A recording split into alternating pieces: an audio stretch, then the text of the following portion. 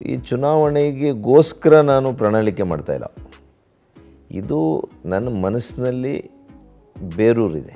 ಸುಮ್ಮನೆ ನಾನು ಓಟ್ ತೆಗೆದುಕೊಳ್ಳಿಕ್ಕೆ ಇವತ್ತು ಸುಳ್ಳು ಹೇಳುವಂಥದ್ದು ನನ್ನ ಜಾಯಮಾನ ಅಲ್ಲ. ಇದನ್ನು ಬಾಗೇಪಲ್ಲಿಯಿಂದ ಭಾಗ್ಯನಗರ ಮಾಡೋಣ ಅಂತ ಹೇಳಿದ್ದೆ. ಗಡಿದಿಮ್ ಅಲ್ಲಿ ಶ್ರೀ ವೆಂಕಟರಮಣ ಸ್ವಾಮಿ ದೇವಸ್ಥಾನ ಇದೆ. ಇದು ನನ್ನ ಜೀವನದಲ್ಲೇ ಮರೀಲಾಗ್ತಾ ಇರತಕ್ಕಂಥ ಆ 2 ವರ್ಷಗಳು. ಟೀಕೆ ಇವತ್ತು ಮಾಡ್ತಾ ಇರೋರು ಮನೆಯಿಂದ ಹೊರಗಡೆ ಬರಲಿಲ್ಲ. ನನಗೊಬ್ಬರು 30 ವರ್ಷದಿಂದ ನನ್ನ ಅತ್ಯಂತ ಆತ್ಮೀಯರು, ಆ ಸ್ನೇಹ ಸಂಬಂಧ ಥರ ಒಬ್ಬ ಅಣ್ಣನ ಥರ ನನಗೊಬ್ಬರಿದ್ದಾರೆ. 2 ವರ್ಷದಲ್ಲಿ 65 ಕೆರೆ ತುಂಬಿಸಿದ್ದೀವಿ. ಇದನ್ನು 5 ವರ್ಷದಲ್ಲಿ 100ಕ್ಕೆ 100 ನಾನು ಅನುಷ್ಠಾನ ಮಾಡಿಸೋಂಥ ಕೆಲಸ ಮಾಡೇ ಮಾಡ್ತೀನಿ. ಅಷ್ಟು ಕಾನ್ಫಿಡೆನ್ಸ್ ಇದೆ.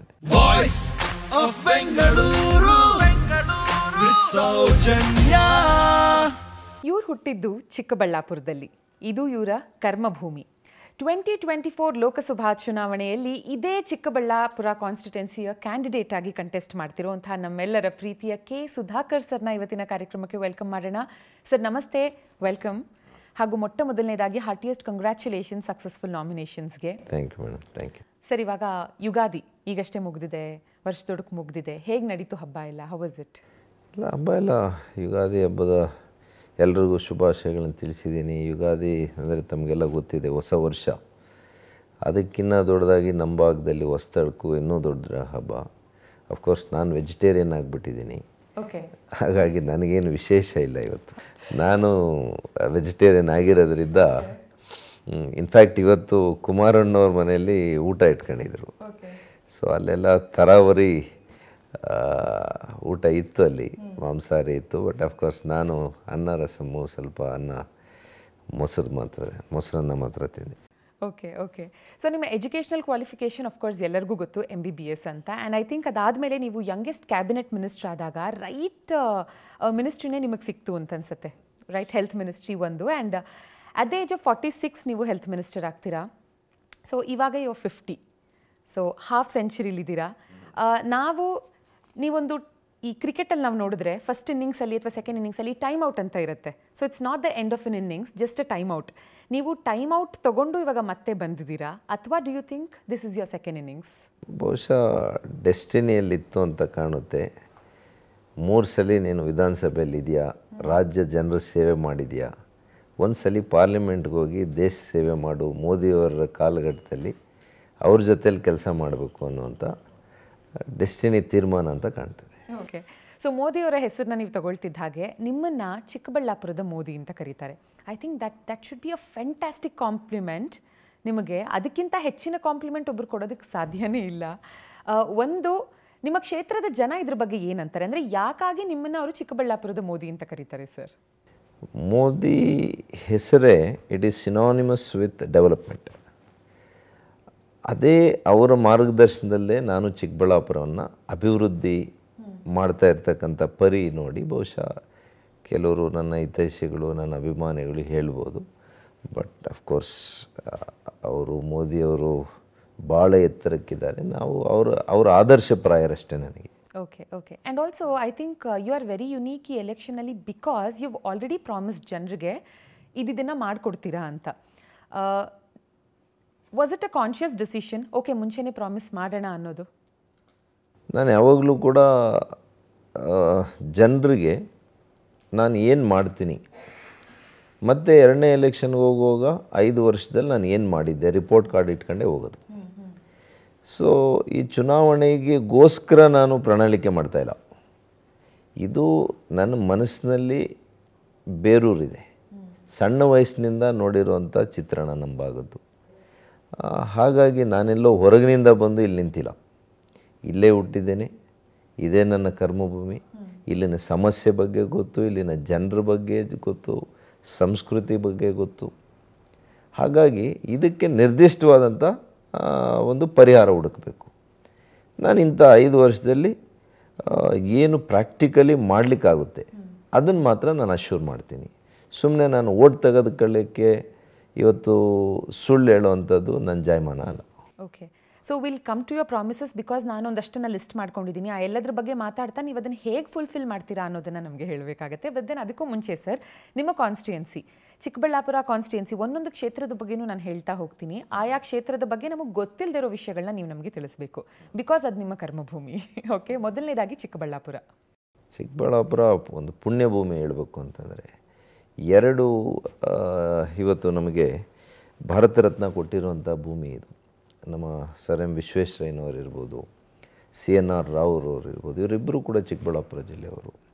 ಅದೇ ರೀತಿ ನಾಡಪ್ರಭು ಕೆಂಪೇಗೌಡರು ಕೂಡ ನಮ್ಮ ಪಕ್ಕದ ಆವತಿಯಲ್ಲಿ, ಚಿಕ್ಕಬಳ್ಳಾಪುರ ಜಿಲ್ಲೆಯಲ್ಲಿ ಕೋಲಾರ, ಬೆಂಗಳೂರು ಗ್ರಾಮಾಂತರ, ಯಲಹಂಕ, ಹೀಗೆ ಅವರು ಆಡಳಿತ ನಡೆಸಿದಂಥ ಒಂದು ಧೀಮಂತ ನಾಯಕ. ಅವತ್ತರಲ್ಲೇ ಸಮಾಜವನ್ನು ಕಟ್ಟಿರುವಂಥ ನಾಯಕ. ಜೊತೆಗೆ ಅತಿ ಹೆಚ್ಚು ಹೂವನ್ನು, ಹೌದು, ಚಿಕ್ಕಬಳ್ಳಾಪುರ ಕರ್ನಾಟಕದಲ್ಲಿ ಹೂವಿನ ರಾಜಧಾನಿ ಅಂತ ಹೇಳ್ಬೋದು. ಹೂವಿನ ರಾಜಧಾನಿ, ನೈಸ್. ಅದೇ ರೀತಿ ದ್ರಾಕ್ಷಿ ಕೂಡ ಭಾಳ ಜನಕ್ಕೆ ಗೊತ್ತಿಲ್ಲ. ದ್ರಾಕ್ಷಿ ಅಂದರೆ ಬಿಜಾಪುರ ಮಾತ್ರ ಅಂತ. ನನ್ನ ಒಂದು ಚಿಕ್ಕಬಳ್ಳಾಪುರ ತಾಲೂಕಿನಲ್ಲಿ 5,000 ಎಕರೆ ದ್ರಾಕ್ಷಿ ಬೆಳೀತಾರೆ. ಹಾಗಾಗಿ ನಮ್ಮ ರೈತರಿದ್ದಾರಲ್ಲ, ಭಾಳ ಪ್ರಗತಿಪರವಾಗಿರುವಂಥವ್ರು, ಭಾಳ ಕಷ್ಟಜೀವಿಗಳು. ದೇ ಗ್ರೋ ಅವಕ್ಯಾಡೋಸ್, ಎಕ್ಸ್ಪೋರ್ಟ್ ಮಾಡ್ತಾರೆ, ದಾಳಿಂಬೆ ಬೆಳೀತಾರೆ. ಭಾಳ ವಿಶೇಷ ಈ ಹಾರ್ಟಿಕಲ್ಚರಲ್ ತೋಟಗಾರಿಕಾ ಬೆಳೆ ಇದೆಯಲ್ಲ, ಚಿಕ್ಕಬಳ್ಳಾಪುರದಲ್ಲಿ ಭಾಳ ತೋಟಗಾರಿಕಾ ಬೆಳೆಗಳಿದೆ. ಓಕೆ, ಆ್ಯಂಡ್ ನೆಕ್ಸ್ಟ್ ಕಮ್ಸ್ ಬೆಂಗಳೂರಿಗಿಂತ ಹಳೆಯದಾದಂಥ Yelahanka. Yelahanka is synonymous with ಇವರು ನಮ್ಮ ನಾಡಪ್ರಭು ಕೆಂಪೇಗೌಡರು ಅವರು ಕಟ್ಟಿದಂಥ ಒಂದು ಪ್ರದೇಶ ಅದು. ಮತ್ತು ಯಲಹಂಕ ಕೂಡ ತಮಗೆ ಗೊತ್ತಿದೆ, ಬೆಂಗಳೂರಿಗೆ ಭಾಳ ಹಳೇ ಗ್ರಾಮ. ಬೆಂಗಳೂರಿನಲ್ಲಿ ಯಲಹಂಕನೇ. ಇನ್ಫ್ಯಾಕ್ಟ್ ನಿಮಗೆ ಹೇಳ್ಬೇಕಂದ್ರೆ, ನನ್ನ ತಾಯಿ ಹುಟ್ಟೂರು ಯಲಹಂಕ. ಅವತ್ತು ನಮ್ಮ ತಾತನವರು ಒಂದು ಟೆಂಟ್ ಇಟ್ಟಿದ್ರು ಯಲಹಂಕದಲ್ಲಿ. ಮೊದಲನೇ ಟೆಂಟ್ ಅದು, ಟೂರಿಂಗ್ ಟಾಕೀಸ್ ಅಂತ ಹೇಳ್ತಾಯಿದ್ರು. ಹಾಗಾಗಿ ಯಲಹಂಕ ಕೂಡ ನನಗೆ ಚಿಕ್ಕಬಳ್ಳಾಪುರ ಆದಮೇಲೆ ಯಲಹಂಕ ಭಾಳ ಹತ್ತಿರವಾಗಿರ್ತಕ್ಕಂಥ ನನ್ನ ಕ್ಷೇತ್ರದಲ್ಲಿ. ಇವತ್ತು ನೋಡಿ, ನನಗೆ ಚಿಕ್ಕಬಳ್ಳಾಪುರ ವಿಧಾನಸಭೆ ನಮ್ಮ ತಂದೆ ಜನ್ಮಸ್ಥಳ, ನನ್ನ ಜನ್ಮಸ್ಥಳ. ಇವತ್ತು ಲೋಕಸಭಾ ಕ್ಷೇತ್ರದಲ್ಲಿ ನನ್ನ ತಾಯಿ ತಂದೆ ಇಬ್ಬರು ಜನ್ಮ ಕೊಟ್ಟಿರುವಂಥ ಕ್ಷೇತ್ರ ಯಲಹಂಕ. ನಮ್ಮ ತಾಯಿ ಹುಟ್ಟಿದ್ದಾರೆ, ಚಿಕ್ಕಬಳ್ಳಾಪುರ ನಮ್ಮ ತಂದೆ ಹುಟ್ಟಿದ್ದಾರೆ. ಜೊತೆಗೆ ನೀವು ಹೇಳಿದ ಹಾಗೆ ಬೆಂಗಳೂರಿಗೂ ಇದಕ್ಕೂ ಇರುವಂಥ ಹಿಸ್ಟ್ರಿ ಕೂಡ ಇಟ್ಸ್ ವೆರಿ ಬ್ಯೂಟಿಫುಲ್. ಇಳೆಪಾಕ ನಾಡು ಅಂತ ಕರಿತಿದ್ರು ಚೋಳರ ಕಾಲದಲ್ಲಿ, ಆನಂತರ ಹೊಯ್ಸಳರ ಕಾಲದಲ್ಲಿ ಎಳವಂಕ ಆಯಿತು, ಆಮೇಲೆ ಯಲಹಂಕ ಆಯಿತು.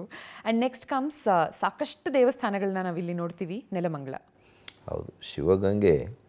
ಅದು ನಾನು MBBS ತುಮಕೂರಲ್ಲಿದ್ದಾಗ ಕೂಡ ಅಲ್ಲಿಗೆ ಹೋಗಿ ನಾನು ಪೂಜೆ ಸಲ್ಲಿಸ್ತಾ ಇದ್ದೆ. ಈಗ ನಾನು ಅಲ್ಲಿ ಭರವಸೆನೂ ಕೊಟ್ಬಿಟ್ಟಿದ್ದೀನಿ. ನಂದಿ ಹಿಲ್ಸ್ನಲ್ಲಿ ಯಾವ ರೀತಿ ನಾನು ರೋಪ್ವೇ ಮಾಡಿಸಿದ್ನಿ, ಎಲ್ಲ ಪ್ರಪೋಸಲ್ ಎಲ್ಲ ಫೈನಲೈಸ್ ಮಾಡಿದ್ದೀನಿ. ಶಿವಗಂಗೆ ಕೂಡ ನಾನು ಅಲ್ಲಿ ರೋಪ್ವೇಯನ್ನು ಮಾಡಿಕೊಡ್ತೀನಿ ಅಂತ ಈಗಾಗಲೇ ನಾನು ಮಾತು ಕೊಟ್ಟಿದ್ದೀನಿ.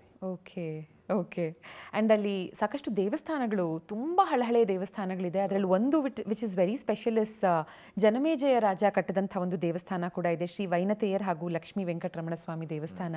ಐ ಥಿಂಕ್ ಒಂದಿನ ಅಲ್ಲಿ ಟೆಂಪಲ್ ಟೂರ್ಗಂತಾನೆ ಹೋಗ್ಬೋದು. ಮತ್ತು ಅನೇಕ ಸಂತರಿದ್ದಾರೆ, ಅನೇಕ ಮಠಗಳಿದೆ ನೆಲಮಂಗಲದಲ್ಲಿ ವಿಶೇಷವಾಗಿ.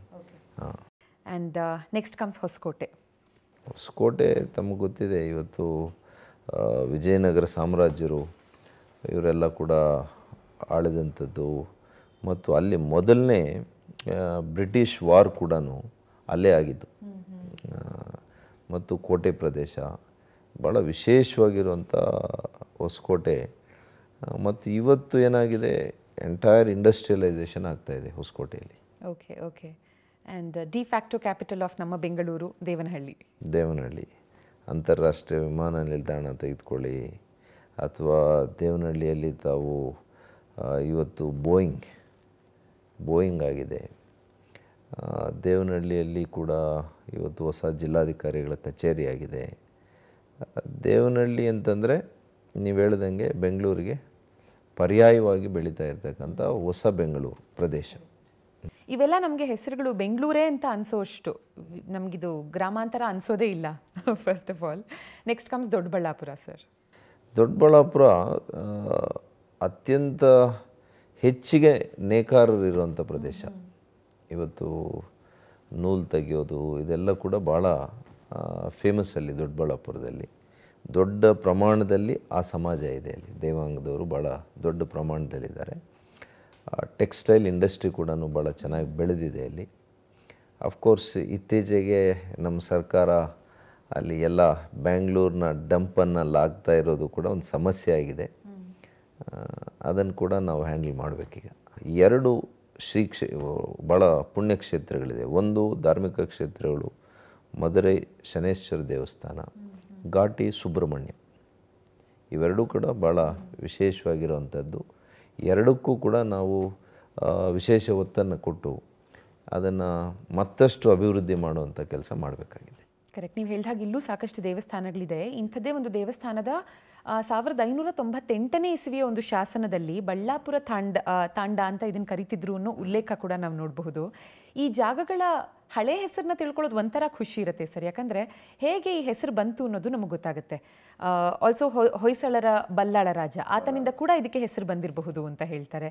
ಸೊ ದೊಡ್ಡಬಳ್ಳಾಪುರ ಅದು ಕೂಡ ಇಟ್ ಫೀಲ್ಸ್ ಲೈಕ್ ಬೆಂಗಳೂರದೇ ಎಕ್ಸ್ಟೆನ್ಷನ್ ಅಂತ. And next comes Gauribidanur. Gauribidanur ಅಂದ ಕೂಡಲೇ 2 ಅಂಶಗಳು ನಾವು ನೆನಪಿನಲ್ಲಿ ಬರುವಂಥದ್ದು. ವಿದುರಾಶ್ವತ್ಥ, ಸ್ವಾತಂತ್ರ್ಯದ ಸಮಯದಲ್ಲಿ 2ನೇ ಜಲಿಯನ್ ವಾಲಾ ಬಾಗ್. ಅದು ಜಲಿಯನ್ ವಾಲಾ ಬಾಗಲ್ಲಿ ಎಷ್ಟು ಜನ ತೀರ್ಕೊಳ್ತಾರೆ, ಇಲ್ಲಿ ಕೂಡ 28-30 ರೈತರು ಆ ಬಾವುಟವನ್ನು, ಧ್ವಜವನ್ನು ಆರಿಸಲಿಕ್ಕೆ ಹೋದಾಗ ಬ್ರಿಟಿಷರು ಕೊಂದಂಥದ್ದು.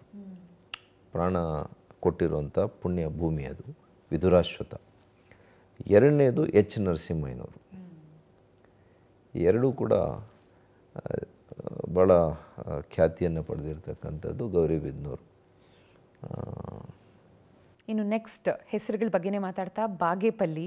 ಈ ಹೆಸರು ನಮಗೆ ಅಫ್ಕೋರ್ಸ್ ಪಲ್ಲಿ ಅಂತಿದ್ದ ಹಾಗೆ ಮನಸ್ಸಿಗೆ ಬರೋದು ಇದು ಕನ್ನಡದ ಹೆಸರಲ್ಲ ಅಂತ. ಸೊ ಸುಮಾರು ಜನ ಈ ನೇಮ್ ಚೇಂಜ್ಗೆ ಅಂತ ಕೂಡ ಸಾಕಷ್ಟು ಪಿಟಿಷನ್ಸ್ಗಳು ಹೋಗಿದೆ ಆಲ್ರೆಡಿ ಪ್ರತಿ ಬಾರಿ. ನಾನು ಕೂಡ ಮಂತ್ರಿ ಆಗಿದ್ದಾಗ ಅಲ್ಲಿ ಹೇಳಿದ್ದೆ, ಇದನ್ನು ಬಾಗೇಪಲ್ಲಿಯಿಂದ ಭಾಗ್ಯನಗರ್ ಮಾಡೋಣ ಅಂತ ಹೇಳಿದ್ದೆ. ಗಡಿದಿಮ್ ಅಲ್ಲಿ ಶ್ರೀ ವೆಂಕಟರಮಣ ಸ್ವಾಮಿ ದೇವಸ್ಥಾನ ಇದೆ, ಭಾಳ ವಿಶೇಷವಾಗಿರುವಂಥದ್ದು. ಅದೇ ಕ್ಷೇತ್ರದಲ್ಲಿ ಗುಡಿಬಂಡೆ ಕೋಟೆ ಇದೆ ಬೆಟ್ಟದ ಮೇಲೆ, ಅದು ಕೂಡ ವಿಶೇಷವಾಗಿರುವಂಥ ಕೋಟೆ. ಆಂಧ್ರದ ಗಡಿ ಭಾಗ ಇದು. ಅಷ್ಟೇ, ಬಾಗೇಪಲ್ಲಿ ಆದಮೇಲೆ ಆಂಧ್ರ ಪ್ರಾರಂಭ ಆಗಿಬಿಡುತ್ತೆ. ಉಷ್ಣ ಇವತ್ತು ತಾಪಮಾನ ಬೆಂಗಳೂರಿಗೂ ಅಲ್ಲಿಗೆ ಯಾವಾಗಲೂ ಕೂಡ 2 ಡಿಗ್ರಿ ವ್ಯತ್ಯಾಸ ಇರುತ್ತೆ, 2 ಡಿಗ್ರಿ ಹೆಚ್ಚಿರುತ್ತೆ. ಅಲ್ಲಿ ಒಂದು ಹೊಸ ತಾಲೂಕನ್ನು ಕೂಡ ಚೇಳೂರು ತಾಲೂಕು ಅಂತ ನಮ್ಮ ಕಾಲದಲ್ಲೇ ನಾವು ಮಾಡಿಸಿ ಆದೇಶ ಮಾಡಿಸಿದ್ವಿ. ಓಕೆ. ಸೊ ನೀವು ಭಾಗ್ಯನಗರ ಅನ್ನೋ ಹೆಸರು ಬದಲಾವಣೆ ನಾನು ತರ್ತೀನಿ ಅಂತಲೂ ಹೇಳಿದ್ರಿ ಲಾಸ್ಟ್ ಟೈಮ್. ಅದು ಸಾಧ್ಯ ಆಗುತ್ತೆ ಅನ್ಕೋಬಹುದು. ಇಲ್ಲ, ಮಾಡ್ಬೋದು ಅದು. Okay okay. So that's about Chikkaballapur constituency. But ಈ ಇಂಟರ್ವ್ಯೂ ಪೂರ್ತಿ ಸರ್ ನನಗೆ I want to keep going back and forth personal and ಮತ್ತೆ of course will come back to politics. ನಿಮ್ಮ ಪರ್ಸ್ನಲ್ ವಿಷಯನ ಮಾತಾಡ್ತಾ, ಸೊ ನೀವು ಇಂಟ್ರೋವರ್ಟ್ ಸರ್, ಏನು ಪ್ರಶ್ನೆ ಕೇಳ್ತೀವಿ ಅದಕ್ಕೆ ಖಂಡಿತ ಉತ್ತರ ಕೊಡ್ತೀರಾ, ಉತ್ತರ ಕೊಡದೇ ಇರೋದಿಲ್ಲ. ಬಟ್ ನೀವು ಯಾರ ಹತ್ರನಾದರೂ ಎಕ್ಸ್ಟ್ರೋವರ್ಟ್ ಆಗಿರ್ತೀರಾ ಅಂದರೆ ಹೂ ಆರ್ ದೋಸ್ 2-3 ಪೀಪಲ್? ನಾನು ಇವ್ರ ಹತ್ರ ಮಾತಾಡೋ ಹಾಗೆ ಯಾರ ಹತ್ರನೂ ಮಾತಾಡಲ್ಲ ಅಂತ. ನನ್ನ ಚೈಲ್ಡ್ಹುಡ್ ಫ್ರೆಂಡ್ಸ್ ಹತ್ರ ಮಾತಾಡ್ತಾಯಿದ್ದೆ, ನಮ್ಮ ತಾಯಿ ಹತ್ರ ಭಾಳಷ್ಟು ಮಾತಾಡ್ತಾಯಿದ್ದೆ. ಆಮೇಲೆ ನನ್ನ ಫ್ಯಾಮಿಲಿಯಲ್ಲಿ ನನ್ನ ಮಕ್ಕಳ ಜೊತೆ, ನನ್ನ ವೈಫ್ ಜೊತೆ ಮಾತಾಡ್ತೀನಿ. ಬಟ್ ಸ್ವಭಾವತಃ ನಾನು ಸ್ವಲ್ಪ ಮೃದುಭಾಷಿ, ಮಿತಭಾಷಿ, ಹೆಚ್ಚು ಮಾತಾಡೋದಿಲ್ಲ, ಹೆಚ್ಚು ಕೇಳಿಸ್ಕೊಳ್ತೀನಿ. ಹಾಗೆ ಅಂತೇಳಿ I am not an introvert.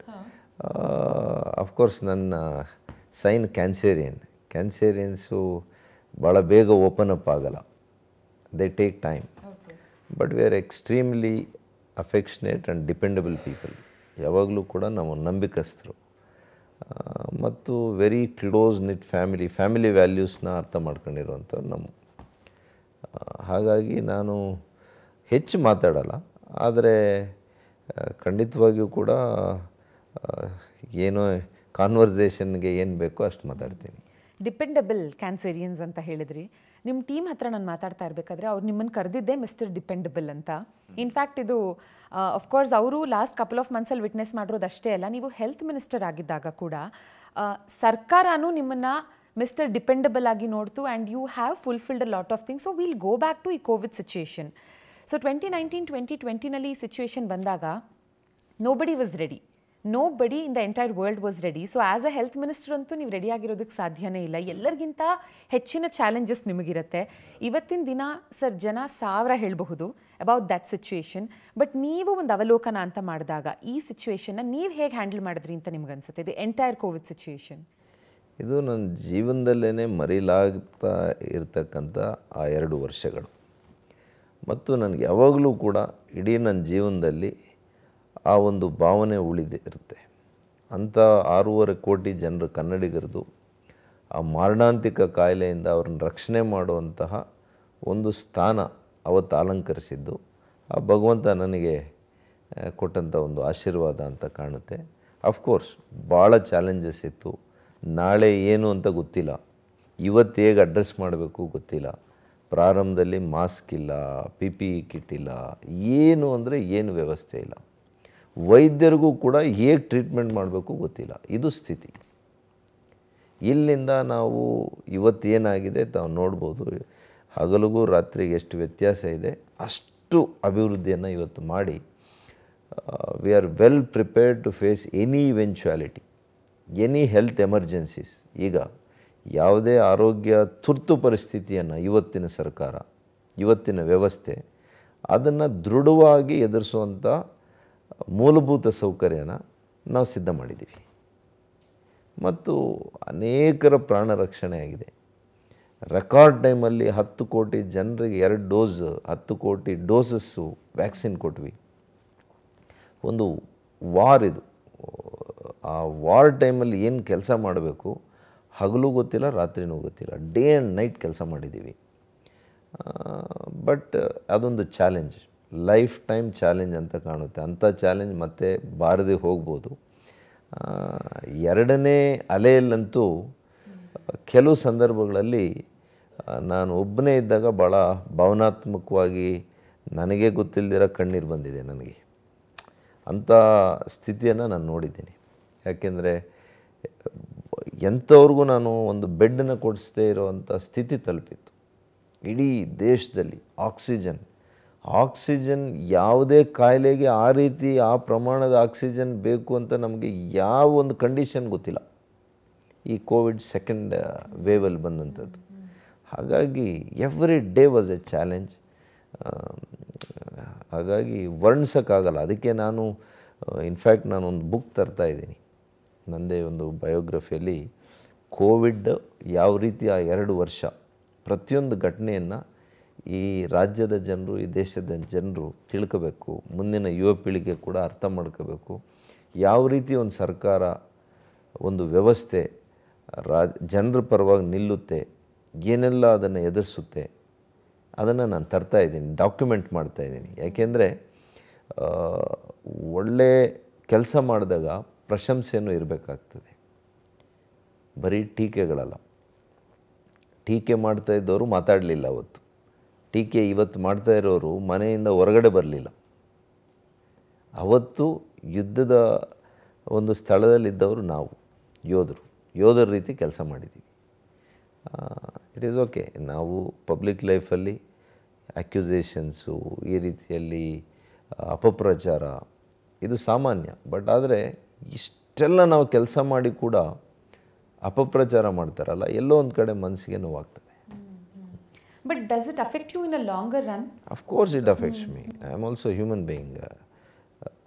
ನನ್ನ ವೈಫ್ಗೆ ಎಫೆಕ್ಟ್ ಆಗುತ್ತೆ. Because the words they use. We are also family. ಗಂಡು ಮಕ್ಕಳಿದ್ದಾರೆ, ಹೆಣ್ಮಗು ಇದ್ದಾರೆ. She is very sensitive. ಮಾಧ್ಯಮಗಳಲ್ಲಿ ಕೆಲವರು ಮಾತಾಡೋದು ನೋಡಿದರೆ ಅದು ಅವ್ರ ಬಾಯಿಗೆ, ಅವ್ರ ನಾಲಿಗೆಗೆ ಲಂಗಿರಲ್ಲ, ಲಗಾಮಿರಲ್ಲ. ಒಬ್ಬ ವ್ಯಕ್ತಿಯ ಚಾರಿತ್ರ್ಯ ವಧೆ ಮಾಡುವಾಗ ಆ ವ್ಯಕ್ತಿ ಯಾವ ರೀತಿ ಆ ನೋವನ್ನು ಅನುಭವಿಸ್ತಾನೆ, ನೋವು ಕೊಡೋದು ಭಾಳ ಸುಲಭ. ಆದರೆ ಯಾವುದೇ ವಸ್ತುನಿಷ್ಠವಾಗಿರ್ತಕ್ಕಂಥ ವಿಷಯಗಳನ್ನು ಅಥವಾ ಅವರಿಗೆ ಯಾವುದೇ ಒಂದು ವಿಷಯ ಸರಿಯಾಗಿ ಗೊತ್ತಿಲ್ಲದೆ ಒಬ್ಬರ ಬಗ್ಗೆ ವ್ಯಕ್ತಿ ಚಾರಿತ್ರ್ಯ ವಧೆ ಮಾಡೋದಿದೆಯಲ್ಲ, ಇದು ಮಹಾ ಅಪರಾಧ. ನೀವು ನೋಡಿ, ನಾನು ಈ 15-16 ವರ್ಷ ನಾನು ಸಾರ್ವಜನಿಕ ಬದುಕಿನಲ್ಲಿ ವೈಯಕ್ತಿಕವಾಗಿ ಯಾರನ್ನೂ ಕೂಡ ಟಾರ್ಗೆಟ್ ಮಾಡಲ್ಲ, ಟೀಕೆ ಮಾಡಲ್ಲ, ಅಪಪ್ರಚಾರ ಮಾಡಲ್ಲ. ಬಿಕಾಸ್ ನಾನು ರಾಜಕಾರಣಕ್ಕೆ ಬಂದಿರೋಂಥದ್ದು ಸಮಾಜ ಸೇವೆ ಮಾಡಬೇಕು. ನನ್ನಿಂದ ಸಮಾಜಕ್ಕೆ ಒಳ್ಳೆಯದಾಗಬೇಕು, ಇಷ್ಟೇ ನಂದು ಫಂಡ ಈಸ್ ವೆರಿ ಸಿಂಪಲ್. ಅದಕ್ಕೆ ಎಲ್ಲ ರೀತಿಯಲ್ಲಿ 100% ಕೆಲಸ ಮಾಡ್ತೀನಿ. ಕೆಲವರಿಗೆ ನನ್ನ ಕೆಲವೇ ವರ್ಷಗಳಲ್ಲಿ ನಾನು ಪಡ್ಕೊಂಡಂಥ ಯಶಸ್ಸು, ಸಾರ್ವಜನಿಕರಲ್ಲಿ ಜನಪ್ರಿಯತೆಯನ್ನು ಗಳಿಸಿದ ರೀತಿ, ಇದು ನನ್ನ ಕಾಂಟೆಂಪರರೀಸ್ಗೆ, ನನ್ನ ಅಡ್ವರ್ಸರೀಸ್ಗೆ ಇದು ನುಂಗ್ಲಾರದೇ ಇರತಕ್ಕಂಥ ತುತ್ತು. ಅದಕ್ಕೆ ಒಬ್ಬ ವ್ಯಕ್ತಿತ್ವವನ್ನು ಚಾರಿತ್ರ್ಯ ವಧೆ ಮಾಡೋದು, ಇದು ರಾಜಕಾರಣದಲ್ಲಿ ಭಾಳ ಸುಲಭವಾದಂಥ ವೆಪನ್. ಭಾಳ ನೀಟಾಗಿ ವೈಟ್ ಶರ್ಟ್ ಇದೆ, ವೈಟ್ ಶರ್ಟ್ ಮೇಲೆ ಇಂಕ್ ಹಾಕ್ಬಿಡೋದು. ಆ ಇಂಕ್ನ ಮತ್ತೆ ನಾವು ಯಾವ ರೀತಿ ತಳ್ಕೋಬೇಕು, ಅದಕ್ಕೆ ಸಮಯ ಬೇಕು, ಅದಕ್ಕೆ ಡಿಟರ್ಜೆಂಟ್ ಬೇಕು, ಅದು ನಾವೇ ಮಾಡ್ಕೋಬೇಕು. But it takes time. ಆ ಫೇಸ್ ಇದೆಯಲ್ಲ, ಆ ಕ್ಲೀನ್ ಮಾಡ್ಕೊಳ್ಳೋ phase, that is a very difficult phase. Sir, ಇವಾಗ ನೋಡಿ, ರಾಜಕೀಯ ಅನ್ನೋದು ರಾಜಕೀಯದಲ್ಲಿ ಮಾತ್ರ ಇಲ್ಲ, ಎಲ್ಲ ಕಡೆ ಇದೆ. ಮನೇಲಿರುತ್ತೆ ಪಾಲಿಟಿಕ್ಸು, ವರ್ಕ್ ಪ್ಲೇಸಲ್ಲಿರುತ್ತೆ, ಎಲ್ಲ ಕಡೆ ಇರುತ್ತೆ. ನಮಗಂತೂ ಕೆಲವೊಂದು ಸಲ ಅಂಥ ಪಾಲಿಟಿಕ್ಸ್ ಸಾಕಪ್ಪ ಅನಿಸ್ಬಿಡುತ್ತೆ, ರೈಟ್? ಮನೆ ಪಾಲಿಟಿಕ್ಸ್ ಇರ್ಬೋದು, ಆಫೀಸ್ ಪಾಲಿಟಿಕ್ಸ್ ಇರ್ಬೋದು. ನಿಮಗೆ ಯಾವತ್ತಾದರೂ ಸಾಕಪ್ಪ ರಾಜಕೀಯ ಅನಿಸಿದ್ಯಾ? ಇದೆಲ್ಲ ನೋಡಿದಾಗ ಬೇಜಾರಾದ ಯಾವ್ದಾದ್ರು ಅಂಥ ಸಮಯದಲ್ಲಿ ಯಾವತ್ತಾದರೂ ಅನಿಸಿದ್ಯಾ? ರಾಜಕಾರಣ ಸಾಕು ಅಂತ ಅನಿಸ್ಲಿಲ್ಲ. ಭಾಳ ನೋವಾಗಿದ್ದು ಮೊನ್ನೆ 23ರಲ್ಲಿ ಸೋಲಾದಾಗ ನನ್ನ ಜನರಿಂದ ದೂರ ಆಗ್ತಾ ಇದ್ದೀನಲ್ಲ ಅನ್ನುವಂಥ ಭಾವನೆ ಬಂತು. ಯಾಕೆಂದರೆ ನಾನು ನನ್ನ ಫ್ಯಾಮಿಲಿನ ಎಷ್ಟು ಇಷ್ಟಪಡ್ತೀನಿ, ಅಷ್ಟೇ ನಾನು ನನ್ನ ಕ್ಷೇತ್ರದ ಬಗ್ಗೆ ನನಗೆ ಒಂದು ಭಾಳ ಅವಿನಾಭಾವ ಸಂಬಂಧ ಇದೆ. ಹಾಗಾಗಿ ಏನಪ್ಪ, ನಾಳೆಯಿಂದ ನಾನು ಚಿಕ್ಕಬಳ್ಳಾಪುರದ ಬಗ್ಗೆ ಹೋಗಿ ನಾನು ಏನು ಮಾಡಬೇಕು, ಇದು ಸ್ವಲ್ಪ ನನಗೆ ಒಂದು 6 ತಿಂಗಳು ನನಗೆ ಅದರಿಂದ ಹೊರಗಡೆ ಬರಲಿಕ್ಕಾಗಲಿಲ್ಲ. ಆದರೆ ದೇವರು ದೊಡ್ಡವರು, ನನಗೆ ಮತ್ತೆ ಲೋಕಸಭೆಗೆ ಅವಕಾಶ ಕೊಟ್ಟಿದ್ದಾರೆ. ಅದರ ಮೂಲಕ ನನ್ನ ತಾಯ್ನಾಡಿನ ನನ್ನ ಒಂದು ಕ್ಷೇತ್ರದ ಜನತೆಗೆ ಒಂದು ಸಣ್ಣ ಸಹಾಯ ಅಥವಾ ಅವ್ರ ಜೊತೆ ಒಬ್ಬ ಸಹೋದರನಾಗಿ ನಿಲ್ಲುವಂಥ ಅವಕಾಶ ಸಿಕ್ಕಿದೆ. ಇವಾಗ ಕೋವಿಡ್ ಟೈಮ್ಸ್ನ ಚಾಲೆಂಜಸ್ ಬಗ್ಗೆ ಮಾತಾಡ್ತಿದ್ರಿ. ಯಾವಾಗಾದ್ರೂ ನೀವು ರಾತ್ರಿ ಒಬ್ಬರೇ ಮಲಗಿರೋಂಥ ಸಿಚುವೇಷನಲ್ಲಿ ಇದನ್ನೆಲ್ಲ ಯೋಚನೆ ಮಾಡ್ತಾ ಮೆಲುಕು ಹಾಕ್ತಾ, ನಾನು ರಾಂಗ್ ಟೈಮಲ್ಲಿ ಹೆಲ್ತ್ ಮಿನಿಸ್ಟರ್ ಆದೆ ಅಂತ ಅನಿಸಿದ್ಯಾ ಸರ್? ಇಲ್ಲ, ನನಗೆ 2ನೇ ಅಲೆಯಲ್ಲಿ ಭಾಳ ಕಷ್ಟ ಆಯಿತು. ನಾನು ನಿಮ್ಗೆ ಹೇಳಿದ್ನಲ್ಲ ಈಗಾಗಲೇ, ಕೆಲವು ಸನ್ನಿವೇಶಗಳು ಆದಾಗ ನಾನೇ ಹೋಗಿ ಬಾತ್ರೂಮ್ನಲ್ಲಿ ಹತ್ತಿದ್ದು ಉಂಟು. ಯಾಕೆಂದರೆ ನಮ್ಮ ಕೈಯಲ್ಲೇ ಇಲ್ಲ ಆ ಥರ ಒಂದು ಪ್ರಸಂಗ. It is not within your reach. ಸರ್ಕಾರದ ವ್ಯವಸ್ಥೆಯಲ್ಲಿಲ್ಲ. ದೇಶದ ಸರ್ಕಾರದ ಇವತ್ತು ಕೇಂದ್ರ ಸರ್ಕಾರ ಎಷ್ಟು ನಮಗೆ ಸಪೋರ್ಟ್ ಮಾಡೋಕ್ಕೆ ಪ್ರಯತ್ನ ಮಾಡ್ತಾಯಿದ್ರು, ಅದಕ್ಕೆ ಮೀರಿ ಸಿಚುವೇಶನ್ ಇತ್ತು. So it was unbelievable. ಮತ್ತು ಆ ಕ್ಷಣ ತಿಳ್ಕೊಂಡ್ರೆ ಇವತ್ತು ಕೂಡ ಭಯ ಆಗ್ತದೆ. ಸೊ ನಾನು ಸ್ಟಾರ್ಟಿಂಗಲ್ಲೇ ಹೇಳಿದೆ, ಓದಿದ್ದು MBBS, ಸೊ ರೈಟ್ ಆಗಿರೋ ನಿಮಗೆ ಮಿನಿಸ್ಟ್ರಿನೇ ಸಿಕ್ತು, ಹೆಲ್ತ್ ಮಿನಿಸ್ಟರ್ ಅಂತ. ಸೊ ನಿಮ್ಮ ಓದಿನ ಬಗ್ಗೆನೇ ಮಾತಾಡ್ತಾ, ನಿಮ್ಮನ್ನ ಮೆಡಿಕಲ್ ಓದಿಸೋದಕ್ಕೆ ನಿಮ್ಮ ತಂದೆ ತಾಯಿ ಕೂಡ ಸಾಕಷ್ಟು ಕಷ್ಟಪಟ್ಟಿದ್ದಾರೆ. ನಿಮ್ಮ ತಂದೆ ಅವರ ಒಂದಷ್ಟು ಆಸ್ತಿನ ಮಾರಿ, ಸೊ ಎಲ್ಲ ಟಫ್ ಟೈಮ್ಸ್ಗಳನ್ನು ಮೆಲ್ಕ್ ಹಾಕೋದಿದ್ರೆ ಅವರಿಬ್ಬರ ಪಾತ್ರ ಸರ್ ನಿಮ್ಮ ಲೈಫಲ್ಲಿ ಇವತ್ತು ನೀವೇನಾಗಿದ್ದೀರಾ? ನಮ್ಮ ತಾಯಿಯವರು ನಾನು ಎಕ್ಸಾಮ್ಸ್ ಮಾಡುವಾಗ ಅರ್ಧ ರಾತ್ರಿ 1 ಗಂಟೆ 2 ಗಂಟೆವರೆಗೂ ನನ್ನ ಜೊತೆಯಲ್ಲೇ ಇರೋರು. ಆವಾಗ ಟೀ ಮಾಡ್ಕೊಂಡು ಬಂದು ಟೀ ಕುಡಿಸಿ ಜೊತೆಯಲ್ಲೇ ಇರೋರು. ನನಗೂ ಅವ್ರಿಗೂ ಭಾಳಷ್ಟು ಸಂಬಂಧ. ನಾನು ಏನೇ ಇದ್ದರೂ ಕೂಡ ಶೇರ್ ಮಾಡ್ಕೊಳ್ತಾ ಇದ್ದೀನಿ ನಮ್ಮ ತಾಯಿ ಹತ್ರನೇ. ನಮ್ಮ ತಂದೆಯವ್ರ ಬಗ್ಗೆ ಗೌರವ, ಬಟ್ ಸ್ವಲ್ಪ you know how it is father and son. ನಮ್ಮ ತಂದೆಯವರು ಕೂಡ ಮೆಡಿಕಲ್ ಸೇರುವಾಗ ಸುಮಾರು ಅವತ್ತು 2-2.5 ಲಕ್ಷ ಬೇಕಾಗಿತ್ತು. ಆಗ ನಮ್ಮದು 1 ಎಕರೆ ದ್ರಾಕ್ಷಿ ತೋಟ ಇತ್ತು. ಬಟ್ ಆದರೆ 1 ಎಕರೆ ಜಮೀನನ್ನು ಮಾರಿ ನನಗೆ ಫೀಸನ್ನು ಕಟ್ಟಿದರು. ಹಾಗಾಗಿ ಇದೆಲ್ಲವೂ ಕೂಡ ನನ್ನಲ್ಲಿದೆ. ಅದಕ್ಕೋಸ್ಕರನೇ ಆ ಮೆಡಿಕಲ್ ಕಾಲೇಜ್ ನಾನು ಚಿಕ್ಕಬಳ್ಳಾಪುರಕ್ಕೆ ತಗೊಂಡು ಹೋಗಬೇಕು. ಒಂದು ನಮ್ಮ ತಾಯಿಯವರು ಸಾವಾಯ್ತಲ್ಲಿ, ಹೃದಯಘಾತ ಆಗಿ. ಅಲ್ಲಿ ನಿಯರ್ ಬೈ ಯಾವುದೂ ಫೆಸಿಲಿಟಿ ಇಲ್ಲ. ಅವತ್ತು ಏನಾದರೂ ಒಂದು ಹಾಸ್ಪಿಟ್ಲ್ ಇದ್ದಿದ್ರೆ 100ಕ್ಕೆ 100 ಅವ್ರು ಉಳ್ಕೊಳೋರು. ಸೊ ಅದಕ್ಕೆ ನಮ್ಮ ಜಿಲ್ಲೆಗೆ ನಾನು ವೈದ್ಯಕೀಯ ಕಾಲೇಜ್ ತಗೊಂಡು ಹೋಗಲೇಬೇಕು ಅಂತ ನಾನು ದೃಢ ನಿರ್ಧಾರ ಮಾಡಿ ಅದು ತಗೊಂಡು ಹೋಗಿದ್ದು.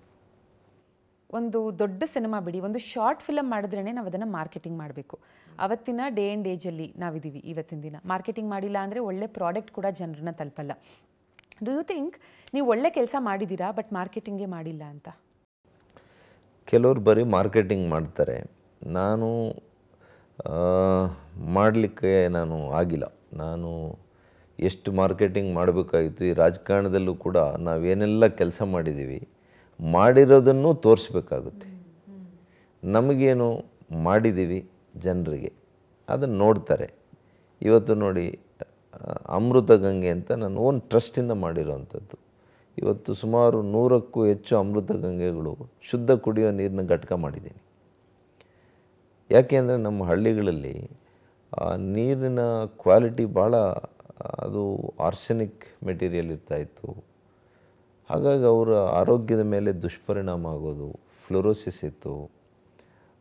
ನಿಮಗೆ ಗೊತ್ತಿದೆ, ಅಲ್ಲೂ ಇವೆಲ್ಲ ಕೂಡ 30-40 ವರ್ಷದವರು ಕೂಡ 60 ವರ್ಷದವ್ರ ಥರ ಕಾಣ್ತಾಯಿದ್ರು. ಬಾಗೇಪಲ್ಲಿ, ಚಿಕ್ಕಬಳ್ಳಾಪುರ ಈ ಕಡೆ ಎಲ್ಲ. ಹಾಗಾಗಿ ಇದನ್ನೆಲ್ಲ ಹಳ್ಳಿಗಳಲ್ಲೆಲ್ಲ ನಾನು ಮಾಡಿದ್ದೀನಿ ಅಮೃತ ಗಂಗೆ. ಇಂಥದ್ದು ಒಂದೊಂದು ಕೂಡ ನಾವು ಮಾರ್ಕೆಟ್ ಮಾಡ್ಬೋದಿತ್ತು. ರಸ್ತೆಗಳು, ಮೆಡಿಕಲ್ ಕಾಲೇಜು, ಒಂದೊಂದು PHCನ ಇವತ್ತು ಬ್ಯೂಟಿಫುಲ್ ಅಪ್ಗ್ರೇಡೆಡ್ ಹಾಸ್ಪಿಟಲ್ಸ್ ಮಾಡಿದ್ದೀವಿ. ಇನ್ಸ್ಟಿಟ್ಯೂಷನ್ಸು, ನನಗೆ ಪರಿಚಯ ಇರ್ತಕ್ಕಂಥ ಅನೇಕ ಖಾಸಗಿ ಸಂಸ್ಥೆಗಳವ್ರ ಜೊತೆ CSR ಅಡಿಯಲ್ಲಿ ಅವ್ರ ಕಡೆಯಿಂದ ಬ್ಯೂಟಿಫುಲ್ ಸ್ಕೂಲ್ಸು, ವಿಶ್ವೇಶ್ವರಯ್ಯನವರು ಅವರು ಓದಿದ್ದಂಥ ಶಾಲೆನ ಒಂದು ಕಂಪ್ನಿಯವರು ಇವತ್ತು ಮಾಡಿಕೊಟ್ಟಿದ್ದಾರೆ. ಸುಮಾರು 2-3 ಕೋಟಿ ಖರ್ಚು ಮಾಡಿದ್ದಾರೆ. ಇಂಥವನ್ನೆಲ್ಲ ನಾನು ಒಂದೊಂದು ಮಾರ್ಕೆಟ್ ಮಾಡ್ಬೋದಿತ್ತು. ನಾವು ಯಾವುದೂ ಮಾಡಲಿಲ್ಲ. ಕೆರೆಗಳು 65 ಕೆರೆಗಳು ನೀರು ತುಂಬಿಸಿದ್ದೀವಿ. ಇವತ್ತಿಂಥ ಬರಗಾಲದಲ್ಲಿ, ಇವತ್ತು ಚಿಕ್ಕಬಳ್ಳಾಪುರ ಕ್ಷೇತ್ರಕ್ಕೆ ಯಾವುದೇ ಬರಗಾಲ ಇಲ್ಲ. ಅವ್ರಿಗೆ ಒಬ್ಬ ರೈತ ಒಂದು ಬೋರ್ವೆಲ್ ಹಾಕುವಂಥ ಪ್ರಮೇಯ ಉದ್ಭವ ಆಗಿಲ್ಲ. ಇವೆಲ್ಲ ಕೂಡ ಮಾಡಿದ್ದೀವಿ. ನಾವು ಇನ್ನಷ್ಟು ಮಾರ್ಕೆಟಿಂಗ್ ಜನರಿಗೆ ಮಾಡಬೇಕು ಆಗಿತ್ತು ಅಂತ ಅನಿಸ್ತದೆ ನನಗೆ. ಅದು ಮಾಡಿಲ್ಲ. ಮೇ ಬಿ 2024ನ ನಂತರ ವಿ ಕ್ಯಾನ್ ಎಕ್ಸ್ಪೆಕ್ಟ್ ಅದನ್ನು ಒಂದು. ಆ್ಯಂಡ್ ನಿಮ್ಮ ಜೊತೆ ಇರೋರೆಲ್ಲ ಏನು ಎಕ್ಸ್ಪೆಕ್ಟ್ ಮಾಡ್ತಾರೆ ಅಂದರೆ, ನಮ್ಮನ್ನು ಬಿಟ್ಬಿಟ್ರೆ ಸಾಕು ಇವರು ಅಂತ. ಫಾರ್ ದಿಸ್ ರೀಸನ್, ಬಿಕಾಸ್ ನೀವು ಫಿಟ್ ಆಗಿರೋದು, ನೀವು ಹೆಲ್ದಿ ಫುಡ್ ತಿನ್ನೋದು ಒಂದು ಕಡೆ. ಸೊ ನಿಮ್ಮ ಫ್ರೆಂಡ್ಸ್ ಅಂದರೆ ನಿಮ್ಮ ಜೊತೇಲಿ ಇರುವಂಥವ್ರು, ಫಸ್ಟ್ ಸರ್ಕಲ್ ಕೂಡ ಅವ್ರು 2-3 ಅವರ್ಸ್ ನಿದ್ದೆ ಮಾಡಿದ್ರು ಸಾಕು, ಎದ್ದೇಳಿ ಫಿಟ್ನೆಸ್ ಮಾಡಿ, ವರ್ಕೌಟ್ ಮಾಡಿ, ಒಳ್ಳೆ ಫುಡ್ ತಿನ್ನಿ ಅಂತಿರಂತಲ್ಲ ಸರ್, ಯಾಕೆ? Which is a good thing of course, but why? You are what you consume. ನಾವು ಏನು ತಗೊಳ್ತೀವಿ ಅದೇ ರೀತಿಯೇ ನಮ್ಮ ಆಹಾರ ಏನು ಪದ್ಧತಿ, ಆಹಾರ ಏನು ತಗೊಳ್ತೀವಿ ಅದೇ ರೀತಿ ನಮ್ಮ ದೇಹ ಮನಸ್ಸಿರ್ತದೆ ಅಂತ. ಹಾಗಾಗಿ ನಾನು ಒಂದೊತ್ತು ಮಧ್ಯಾಹ್ನ ಒಂದು ಕರೆಕ್ಟ್ ಮೀಲ್ ಮಾಡ್ತೀನಿ.